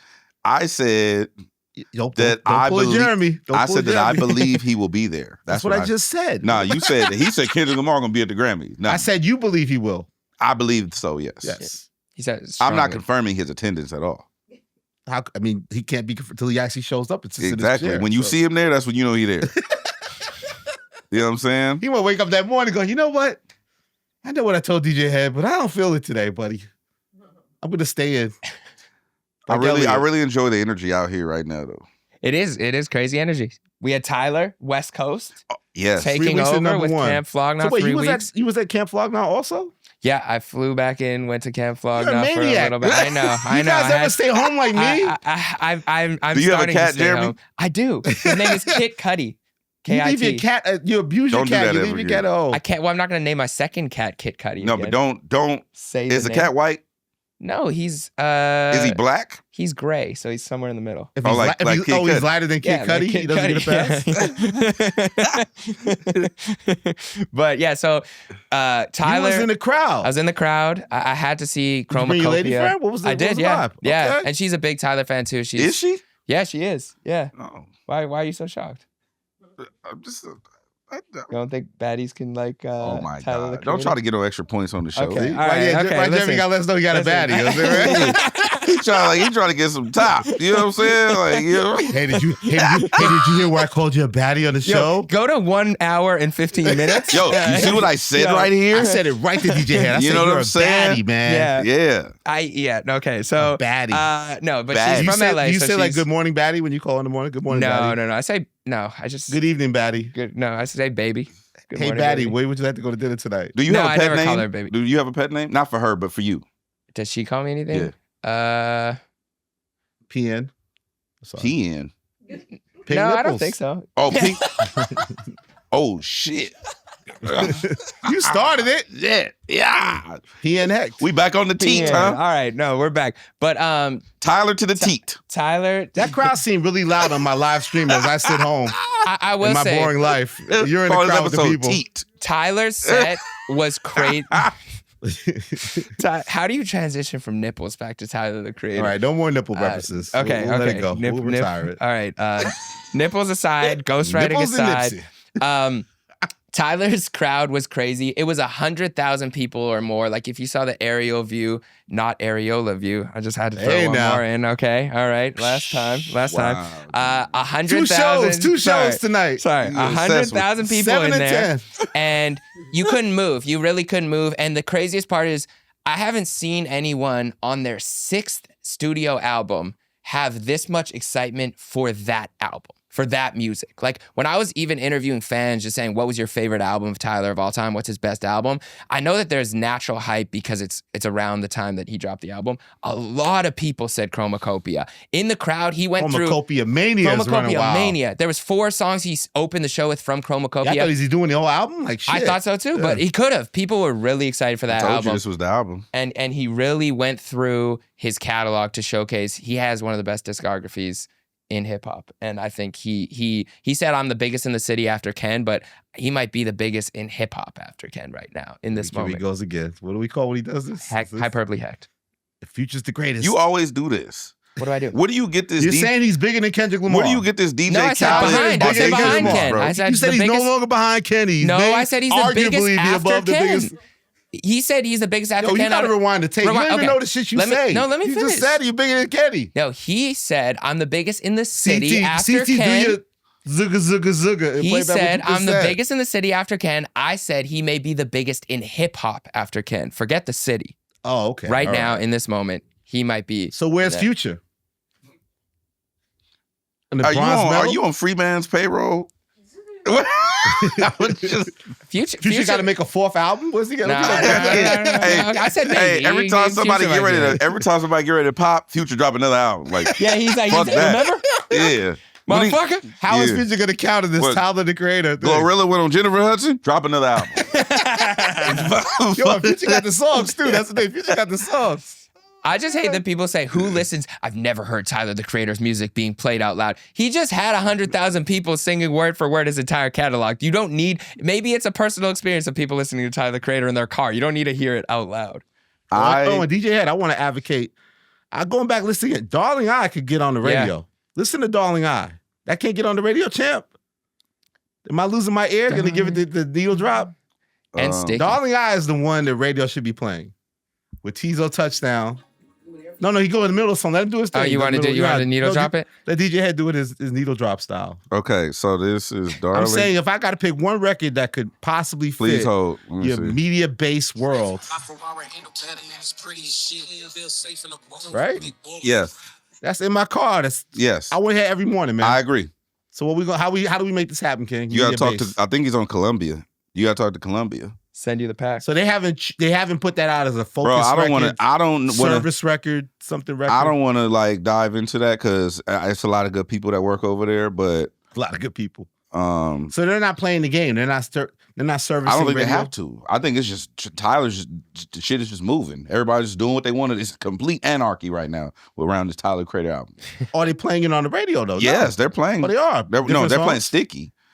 Sticky's got you. But that's the record that most DJs and programmers are playing collectively. But you can play other records from the album. This is how old I am. Sticky sounds like the club record, and Darling I sounds like the radio record. Now it's more of a focus record thing. No, I know. I'm giving you the old school. Yeah, I know. I'm just saying. Yeah. So I'm saying you can technically play both. I'm sure if I pull up Media Base, I could tell you if people are playing it if you want. Yeah, please. So okay. Or is that? I want to know what the second most played through that system is under Sticky. Obviously, they're playing Sticky though because Gorilla and Sexy are on the record. Obviously, and Wayne. Well, even more. Probably no disrespect to Wayne, the legend. Yeah, but Gorilla and Sexy are already in rotation. They got a big record already together and stuff. The What You Know About Me, which is probably up there at the top 10 or top 5 or whatever. So it's interesting. Does Tyler? But do you think that? So to your point, now Tyler's success is almost the big fu that. He doesn't have to ever play the game now, right? Like he doesn't have to push a record to these stations to do anything at this point because he's doing so well with sales and recognition and the live tickets and everything. Well, and I think that's what, it's funny, we go back to like DJ Khaled. That's what Khaled was talking about when he's like, who listens to this mysterious music? You still see that narrative, but it's because he doesn't have radio singles sometimes. He doesn't have the big mainstream look. He's kind of in his bubble, but it's a big bubble right now. Like people it's interesting that he's still, even though he promoted the new album heavy, he closed the song. He did the old formula of close the song with your biggest record. Yeah. So he ended the show with See You Again. Yeah. Which is still his biggest. Even though it also sounds like the end of a set list. See You Again is still his biggest radio record or biggest hit record in that sense. So what do you think of the DJ Mustard Sike?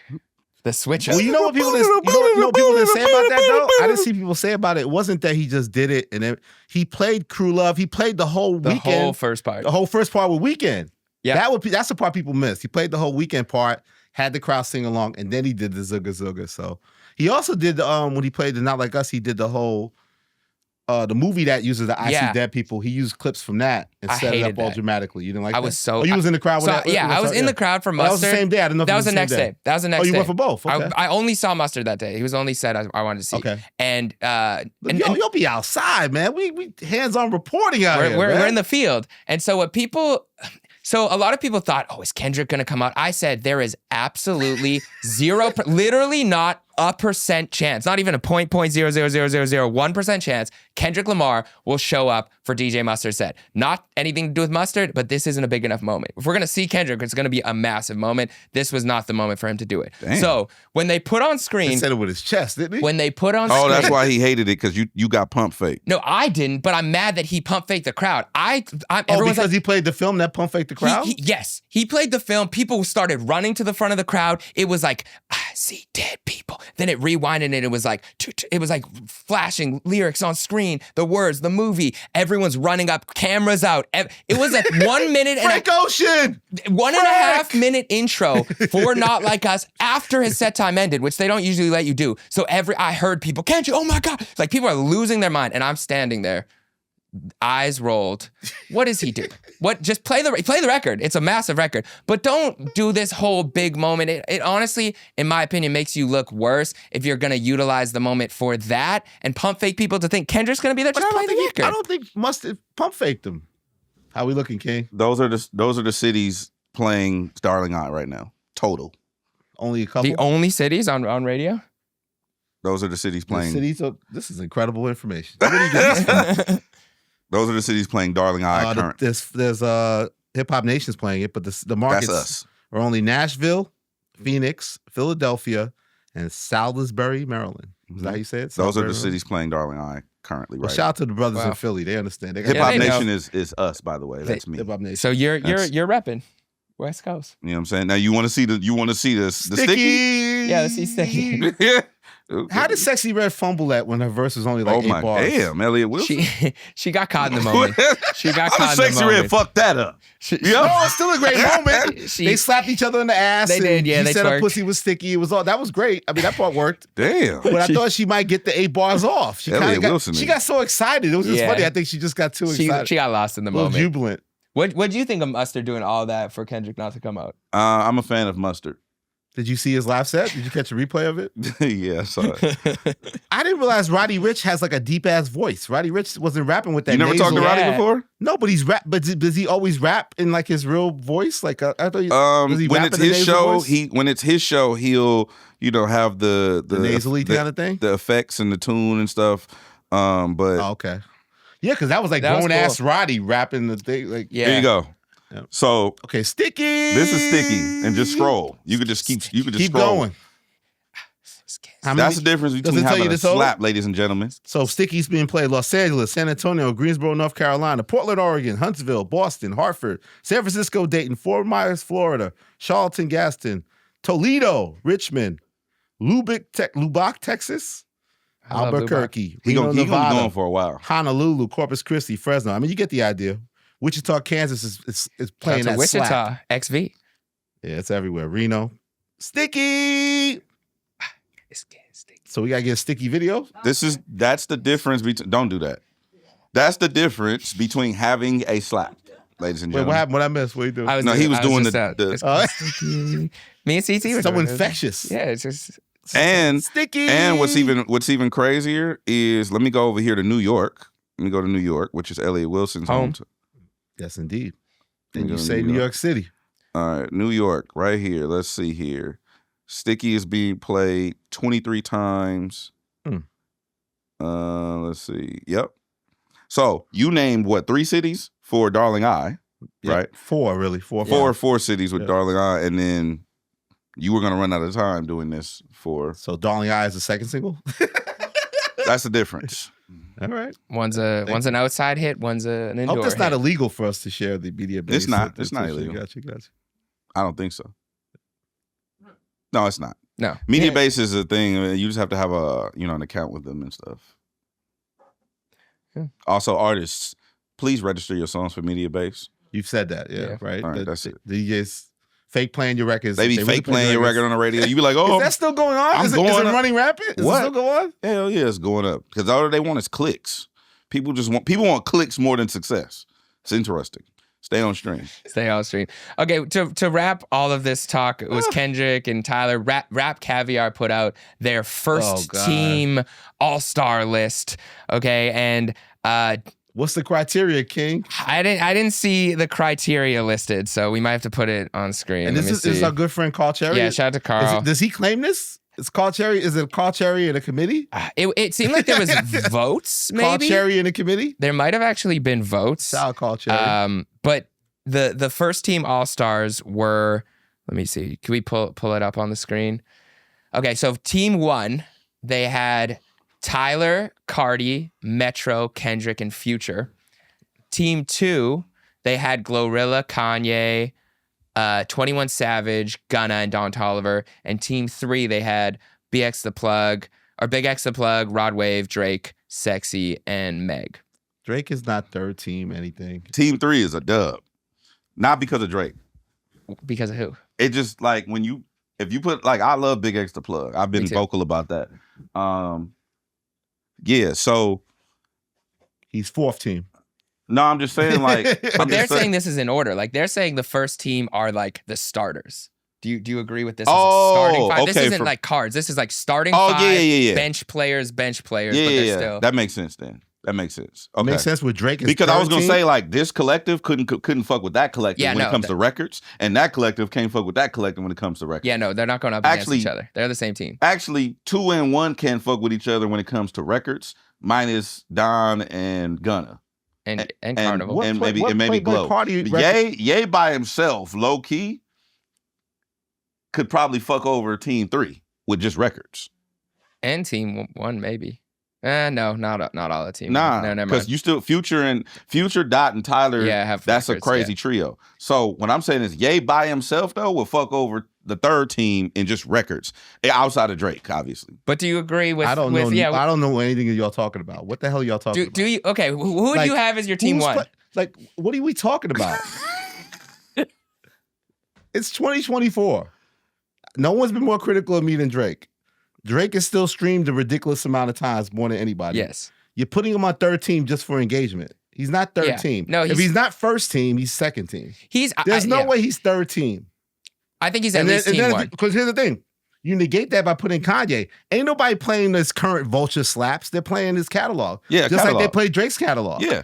So there's no way Drake, by that measure, would be 13 while Kanye would be second. No, I agree. That's what I'm saying. Minus everybody else. Playboi Carti doesn't have records to play. I'm not a Playboi Carti fan on no level. No, I get all. Let me get it off. Go ahead. I understand all the hype of Playboi Carti is supposed to be the next one. I get it. You want it to be Jid. The world wants it to be Playboi Carti. I get it. America's next top rapper because of Fiend. All right. There's no Fiend is his record. Travis is even on there then by that measure, right? Where's Travis Scott? Yeah. Carti has no record. The fake Future record? What record are they playing? He has no catalog on DSPs that people are playing. He has a critically acclaimed album, A Whole Lot of Red, that came out many years ago. Yeah. Playboi Carti should not be first team anything. He might not even be third team.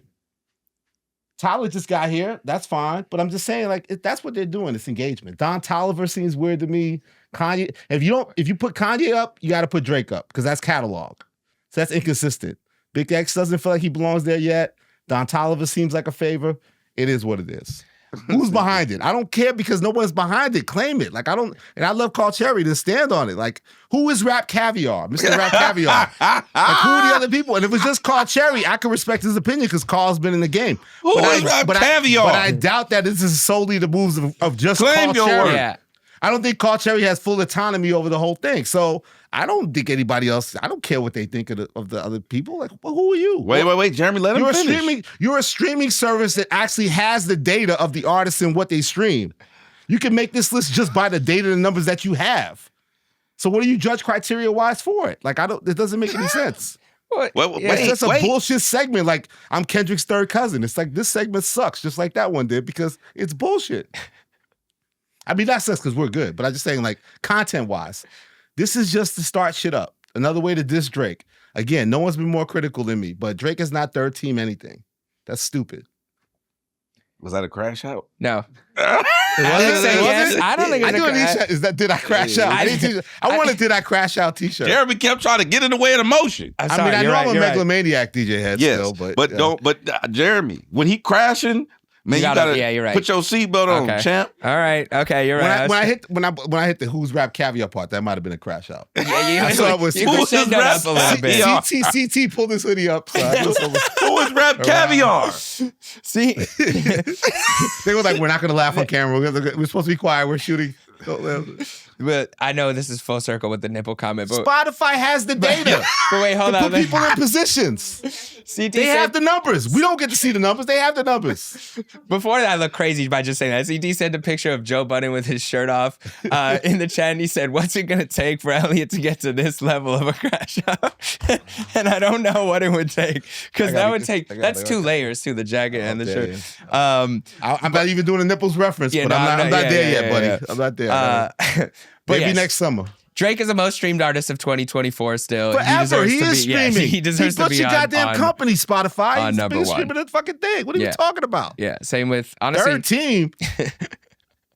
I would argue that. Yes, please. I would argue that I would take everybody off of here and put Drake and Ye team 2, and that would team There you 2 go. would just be Drake and Ye on this team, Yes. and that would be able to go compete against team 1. Yes. I would If take Playboi Carti out and put a female in team 1. And like Glow. you said, I put Drake.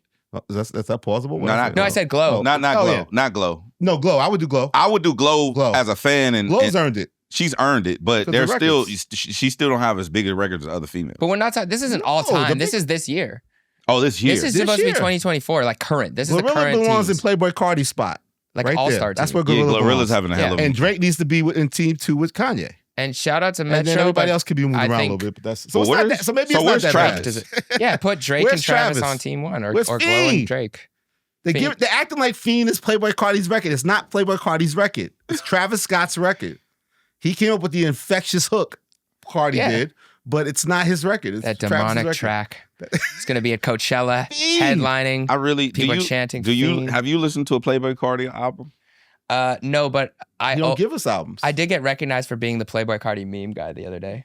At Camp Oh, you Flog are that. Gnaw. That is I one am of that. your Yeah, they do incredible- bring it up every once in a while. Someone's like, "Hey, are you the guy from the Playboi Carti meme?" God. But I've listened to the albums. I'm not a massive Playboi Carti fan, even though it might seem like it from the way I wrote that script. Thank you, King.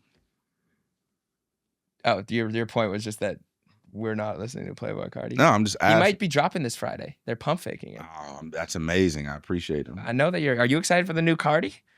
It's gonna be our first on your rotation this week.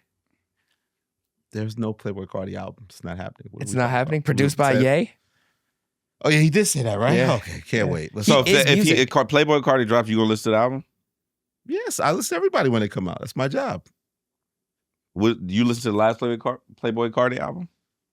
Yes, I've never enjoyed a play. I actually like Magnolia. I like the first album when he was just Magnolia Boy. I like that first album probably. But When he I was didn't Nelly like Whole Lot rocking. of Red. Whole Lot of Red again was the critically acclaimed thing. You're supposed to say that album is phenomenal and was unappreciated. He's a genius. I don't subscribe to that. No, Yeah, I'm not a I massive do Playboi enjoy Carti fan. Cordae's album. Yes. Yes, let's talk about Cordae's album. Let's talk about some good music, not just illustrations of little people or rappers and fake ass lists that people make and shit. Don't put their name on it. Who is RapCaviar? That's the name of that. Who's the committee? I was listening. Yo, you got to sit with the people with the 5 mics with the music. You get the 5 mic committee. I'm like, I'm deciding this shit and then going to the boss, and that's what it's gonna be or not be, and argue with them. Like, who am I arguing with? Like, okay, I had a flashback. I'll start. Here's why I try to think about you, Jeremy. Like, how do I be negative? Because I think we're all gonna just glaze over this album, as the kids say. But nah, Cordae's album is really good.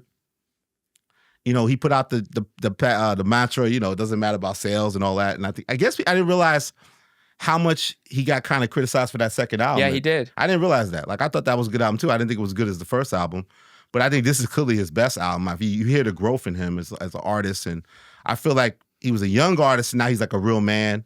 You know, again, I don't know what it is about the second half of these albums, but I love the whole second half even better, where he's talking about his daughter, and it's just super soulful and lyrically strong. And yeah, I just think it's a really strong body of work. And obviously he picks good collaborators that he has great chemistry with, like him and Lil Wayne have phenomenal chemistry, him and Anderson .Paak. So he doubled up on those features. And yeah, I just think lyrically, you know, you could tell he's such a student of the game, a student of hip hop, a student of like the Drake, Cole, Kendrick generation, but also a student of Ye and things that came before. So again, it's hard to find the negativity here, unfortunately, even though it's a debate show. I give it the big thumbs up. You guys? You know, I'm not going to be the negative guy. You're not going to the wrong spot for Greatest that. album I've ever heard by a guy named Cordae. Yeah, they were talking about Jon Stewart had a thing where like the youngest senator ever from New Jersey was elected, and they're like, "What are we doing here?"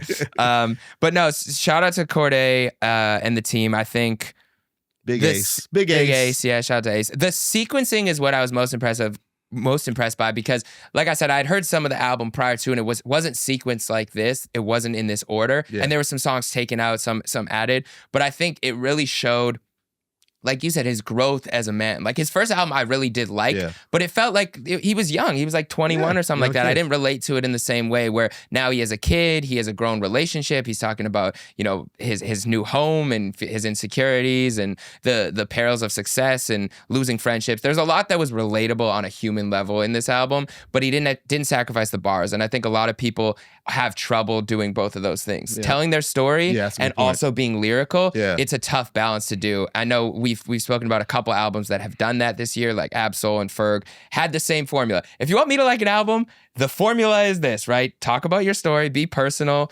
have high-level bars and be lyrical and have great songwriting. Have some hooks in there, have some great memorable It's hooks. like, who are you? What are you going through? What are you about? Let's understand where you're at right now in your Boom. life. Yeah. And he really did that. And I think it was funny because the only line that he changed that I had heard before, which I'm so glad this album came out at the time it did, because there's a bar about the song, which is a really great storytelling song about his mom, where he talks about like his mom wanting to try out for making the band. And the bar after that, initially it was something like, my mom tried out for making the band, and now I'm rapping with Puff. Look how things go. But what happened with Diddy, we all know. So now the bar was like, my mom tried out for making the band, but now look what happened to Puff. Like, look what it is. So basically, he's saying his mom actually avoided the situation by being a part of Puff's crew, because you never know where things go. So I'm glad he flipped that lyric. One part got beeped out though. This is somebody on the one with the Back on Road record with Lil Wayne. He mentions the op, but they beep it out.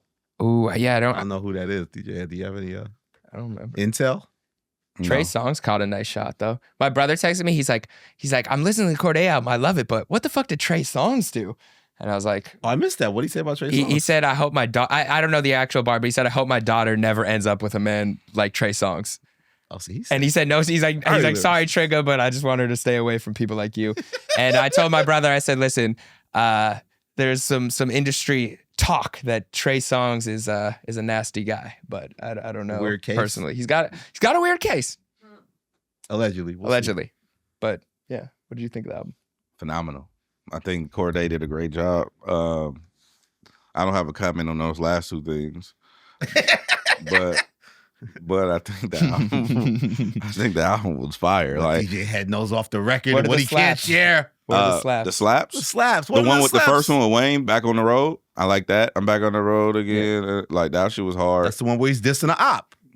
I'm gonna find out who that op is. I'm gonna call Ace. Ace will tell me who the op is. Call him. He'll tell me. Call You him. think he won't tell me? Ace is Cordae's manager for people Call that him. don't know. See what he say. See if you can get on the record. You know what I'm saying? I actually really appreciated the song with him and Ye. Yeah. No Bad News. I thought that was dope. And the song you were the song for his daughter, Shy, I think that's how you say it properly. That was super dope to me because he's a great storyteller.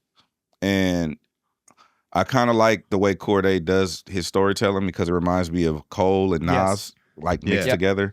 Yeah. It's like it's vulnerable, but it's still like dope lyrically. Yeah. You know what I mean? And he was describing like the whole process, him becoming a dad and, him first seeing his daughter and only I guess probably might be insider too, because I know how he actually is with his daughter. Like, you know what I mean? Like, and he really like fuck with his daughter. No, he mentions it throughout that whole second half. Besides that song, he keeps but mentioning you know it. how like people have kids? I was talking about this. It's not hip hop related, but I was talking about this with the homies, like with the homegirl. Like some people have kids and they don't like their kids. They can't say that. No, I'm dead ass. Like some people don't like their kids. That's a thing. But they will never say that because it's not kosher to say that. Yeah. But some people, you really just don't fuck with your kid or your spouse or your girl or your man or whatever. You together and you love them, but you don't fuck with them. You know what I mean? Like he fucks with his daughter to the point where like, we'll be on the phone and he'd be like, yo, I'm finna go, put my daughter, down. I'm gonna come back in the studio, whatever. He really does that intentionally. So to hear him vulnerable on a record like that for the world, I didn't know he was gonna do that. I didn't hear that song before it came out. So when it came out, I'm like, damn, I'm glad he put that out there. Like people, I think people need to know these things. Like I wasn't gonna speak on it either, but when I was saying other people I talked to at Complex Con, I didn't talk to on camera. I saw Offset. And me and him had a real nigga conversation about everything that's going on. And I told him some things and he was like, man, thank you for telling me that. Cause like we have a cool relationship. Like we know like his security and shit is like my homies. You know what I mean? So like we have a cool relationship. We always see each other. We talk, we exchange a number or whatever when he get a new number. But I was telling him the same thing. Like, hey bro, like you a dad for real. Like let people see that. You know what I mean? Like you really fuck with your kids. Like you really like let people see that because they're gonna see all this. They're gonna see you fighting in Paris, and they're gonna judge you for that. Just like if Cordae, you know, he's had little controversies here and there with the whole YBN thing and other things with the J. Cole shit or the person he might be getting at or whatever the case may be. But let people see these sides of you so it's just not one narrative out there. And so that's why I'm glad he did this.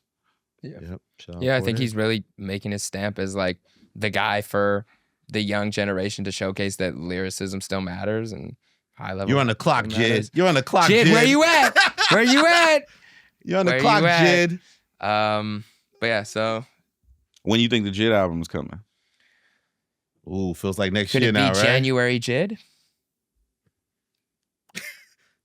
Kicked out of the marketing meeting, right? Right out the gate.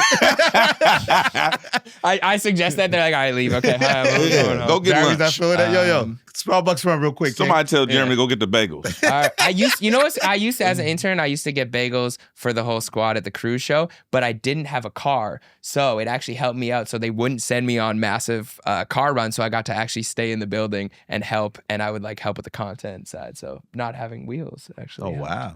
Congratulations, Jeremy. Okay, do you want to do spotlight? Spotlight. Who want to go first? I gotta pull mine All up. right, I'll go first. Should I go first? Yeah, you can go first today. Man, I want to spotlight the homie Maxo Cream. Yes. There we go. Yeah. You know what I'm saying? Maxo Cream dropped the album. And to me, I don't know, like, I'm not the biggest Maxo fan. Like, Maxo's the homie. Like, we have the same, like, homies, right? And so, like, I fuck with Max every time I see him or whatever. And I haven't been a huge, big fan of a lot of his albums, so to speak. But this album he just put out is called Personification. Yeah. And it's the cover is with him and he's looking in different personas of himself in the mirrors and whatnot. This album hard. Like I really thoroughly enjoyed this album. And it's some good features on there too. The song he got with Tyler the Creator, Crack Era, that song is that was the lead single, yeah. that song was so fire. Obviously I was the lead record off the album, but he got another song on here with Zero, Drop Top Impala. That shit was dope. And then he got another song on there with Mexican OT. And him and Denzel Curry going back and forth was dope. Like Maxo album, I was like really pleasantly surprised. I didn't expect it. Maxo, we keep it real. The homie, he's a homie. But like I didn't expect this album to be this good. And so like if you get a second, go check out that Maxo Cream album, Personification. It's a good one. Yeah. I'm halfway through that. I was You was fucking with it? Yeah, Those collabs were so dope. good. The collabs, yeah. like you said, he brought him into his world. But Yeah. dope. And he did Rob 49 and Skillet Baby. That song scared me a little bit. Yeah, it was a little gangster. Yeah, I believed them. It was a little scared. gangster. You believe that, And right? you know what's crazy? Maxo a real one too. Like Yeah, Maxo, it'll go there. His storytelling, that's why he's so, because he's so good, because he simplifies his storytelling to like where he puts you in the visual of like you're right there with him and you also believe what he's talking about. You're like, okay, this is kind of The song, the lead single with him and Tyler, I thought was super. See, people look at Maxo as like, I guess he would be considered a gangster rapper because of his content and how he presents. But the wittiness in the Crack Era song with him and Tyler was fire. Like the wrestling references, I enjoyed that. But then also like little references he would say, it was like funny bars, but like witty. I don't know how to explain it, but just go check out that Maxo Cream album. That shit was hard. Yeah, shout out to Maxo. 070 Shake, I want to shout out one of my favorite artists. I know I say a lot of favorite artists, and you're going to say everyone's your favorite. Fucking DJ Khaled. But I don't yell about it. I just speak normally. Shit's the best shit ever. Yeah. Like Khaled is ramen, bro. We are good. But no, 070 Shake, Guilty Conscience is in my top 5 favorite songs ever, and that was from a couple albums ago. This album was a little different, but very. You saw he just snuck it in. What is his top 5 songs top ever? 5 favorite songs ever. Why do you be like? Why can't you make lists? I can't Why make do you lists. create your own parameters of foolery? Like, how is each one of your top 5 songs forever? What is it? My top 5 favorite songs ever. Ever.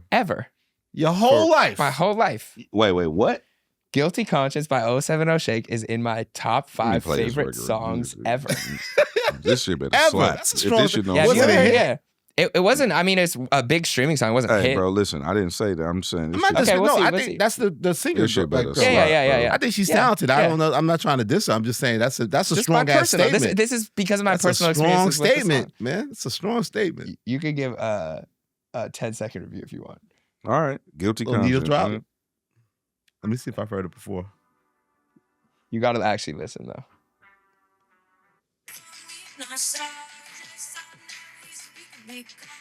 Wait, the hook is the part that really gets you though. Wait. It's right after this. Wait. Just let it. You're missing. CT's vibing. Wait.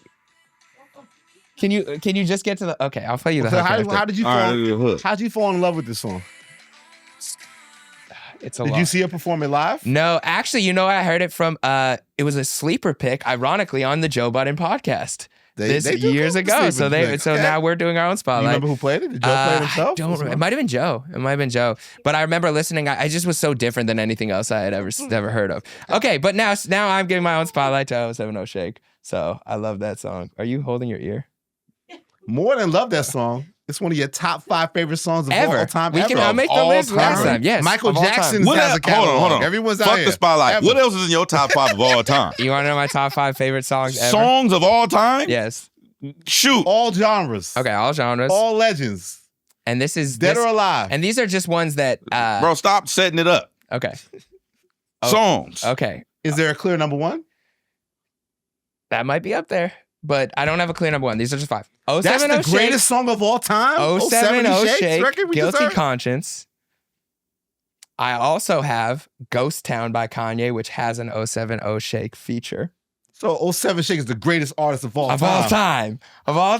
No. she's at least top 5 if she has 2 of the best songs of all time. Paul McCartney, 070 Shake. Man on the Moon by Kid Cudi. Well, That song changed my life at the time, okay? That's why your cat's named Cudi. Okay. Okay, that's right. Yeah, my cat is named Cudi. And you don't take drugs, right? You clean? I'm clean. Okay. Sober. Well, I mean, It's kind of a I do trippy- take. I it's do kind of a actually trippy take drugs soundtrack, sometimes. right? I It's do trippy. smoke and I take Okay. All right, 2 more, King. You want 2 more? Club Paradise. Drake. Is that the unreleased Drake song? Unreleased Drake song. Is that the one with Ross? Which one's Club Paradise? No. That was I forgot Club Paradise even goes. God damn it. Okay. They say that all my old girls got somebody new. got I you. said, Okay. damn, really? Okay. Even Rosemary. It's on the put it on care package, right? Did it not? Package. It's one more song. Jesus Christ, Jeremy Heck. I forgot what I had. Number 5 on my all-time best songs ever, most favorite songs ever list. I can't wait to see the chat on Saturday with this. Number 5. I gotta think about it. You can do week. your spotlight and then I'll come back with my number 5. Man, I learned a lot. One of the this best show. songs ever in your life came out in 2020. Yeah. Okay. No, and out of all the Drake records, No, he's giving just go ahead. Fuck him. He picks, You do your he picks one unreleased Drake record is the record. Yeah. Oh my God, I love it. Personal. Personal, man. Go ahead. Hey, you got Elliott. your spotlight. Your spotlight. Elliott. Oh, that's a hell of a segue. This episode is over. Kenny Mason, Atlanta, good friends with your guy Jid. Yep, I love Candy too. Kenny Mason dropped a new project. He actually dropped his second project. It's his second project this year. He dropped one earlier. I love that record. Jumping in from that one. This new project, what is it called again? Let's see what this is called. My guy Kenny Mason. Let me click on the album situation there. We do this live, people.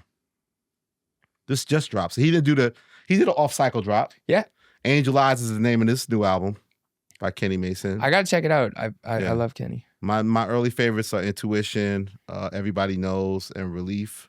Also, I want to shout out, he's a producer. This guy's underrated to me, named Coop, C-O-U-P. He does a lot of stuff for Nudie. He did the big Young Nudie 21 Savage hit. What was that? Peaches, Eggplant, something like that. You know, he always names his records after food. Yeah, shout out. Atlanta got a lot of talent, man. Atlanta, man. Kenny Mason, man. Young man to watch. I enjoy his work. I have my number 5. Let's do it. John Mayer, Gravity. Oh, my God. That's what I'm saying. Your shit is some trippy shit. Like, you just kind of just vibing. What? So at least if you have to travel with him and hear these things on the road? Oh, it's beyond that. And then there's he has some favorites too. He took his mic off, but it's Future's birthday. CT just said what? Oh yeah. We have somebody hit up DJ Head and asked him what his one album on rotation. What was the young man's name, Elise? Mark Russ. Shout out to Mark Russ. And this might surprise you, Elliott, what DJ Head has in rotation Oh my God. all the time. Of course they use this. Here we go. Is your mic Shout on, out to this King? young journalist. All this clout and all of this just media chasing and stuff like that. I love music, and I'm sure you do yourself. So if you could just give me a couple projects over the past couple of months that you kind of been stuck on, maybe it's a song or maybe it's just an album overall. What have you been listening to when you're driving around in your car, just working out or doing whatever you got to do? All I've been listening to? Yeah. All I've been listening to nonstop? Yeah. Regardless of what music, it don't got to be new. It can be old music. It can be country. It can be hip hop. All I listen to is So Far Gone. That's it. Shout out Drake, right? Shout out Drake. So Far Gone. The greatest mixtape of all time. You said So Far Gone? Something wrong with y'all, man. See, them yellow niggas got y'all reminiscing, man. 100 gigs, inevitable. It's bringing you back, Club man. Paradise. Club Paradise. You guys can't let it go, man. Nostalgia. I'm tired.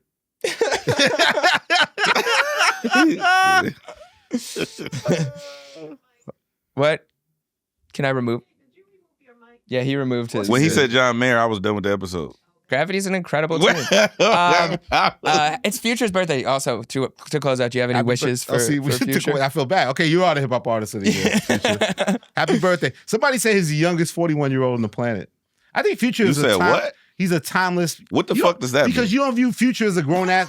No, because nobody views Future as like a grown ass rapper. What you mean? It's like YoungBoy is the oldest 25-year-old. NBA YoungBoy's the oldest 25-year-old of all time. So he's a kid? They don't view him. No, they just view him as Future. He's his own category. He's not like he an don't have old an man age. rapper. He's his entity. Yeah, we don't know if he really does drugs. All he does is rap about drugs. He's still doing drugs. We don't know anything about this guy. We know he's a vampire. We don't know this guy is. He's a vampire? 41 years old. So now it's him and Jim Jones.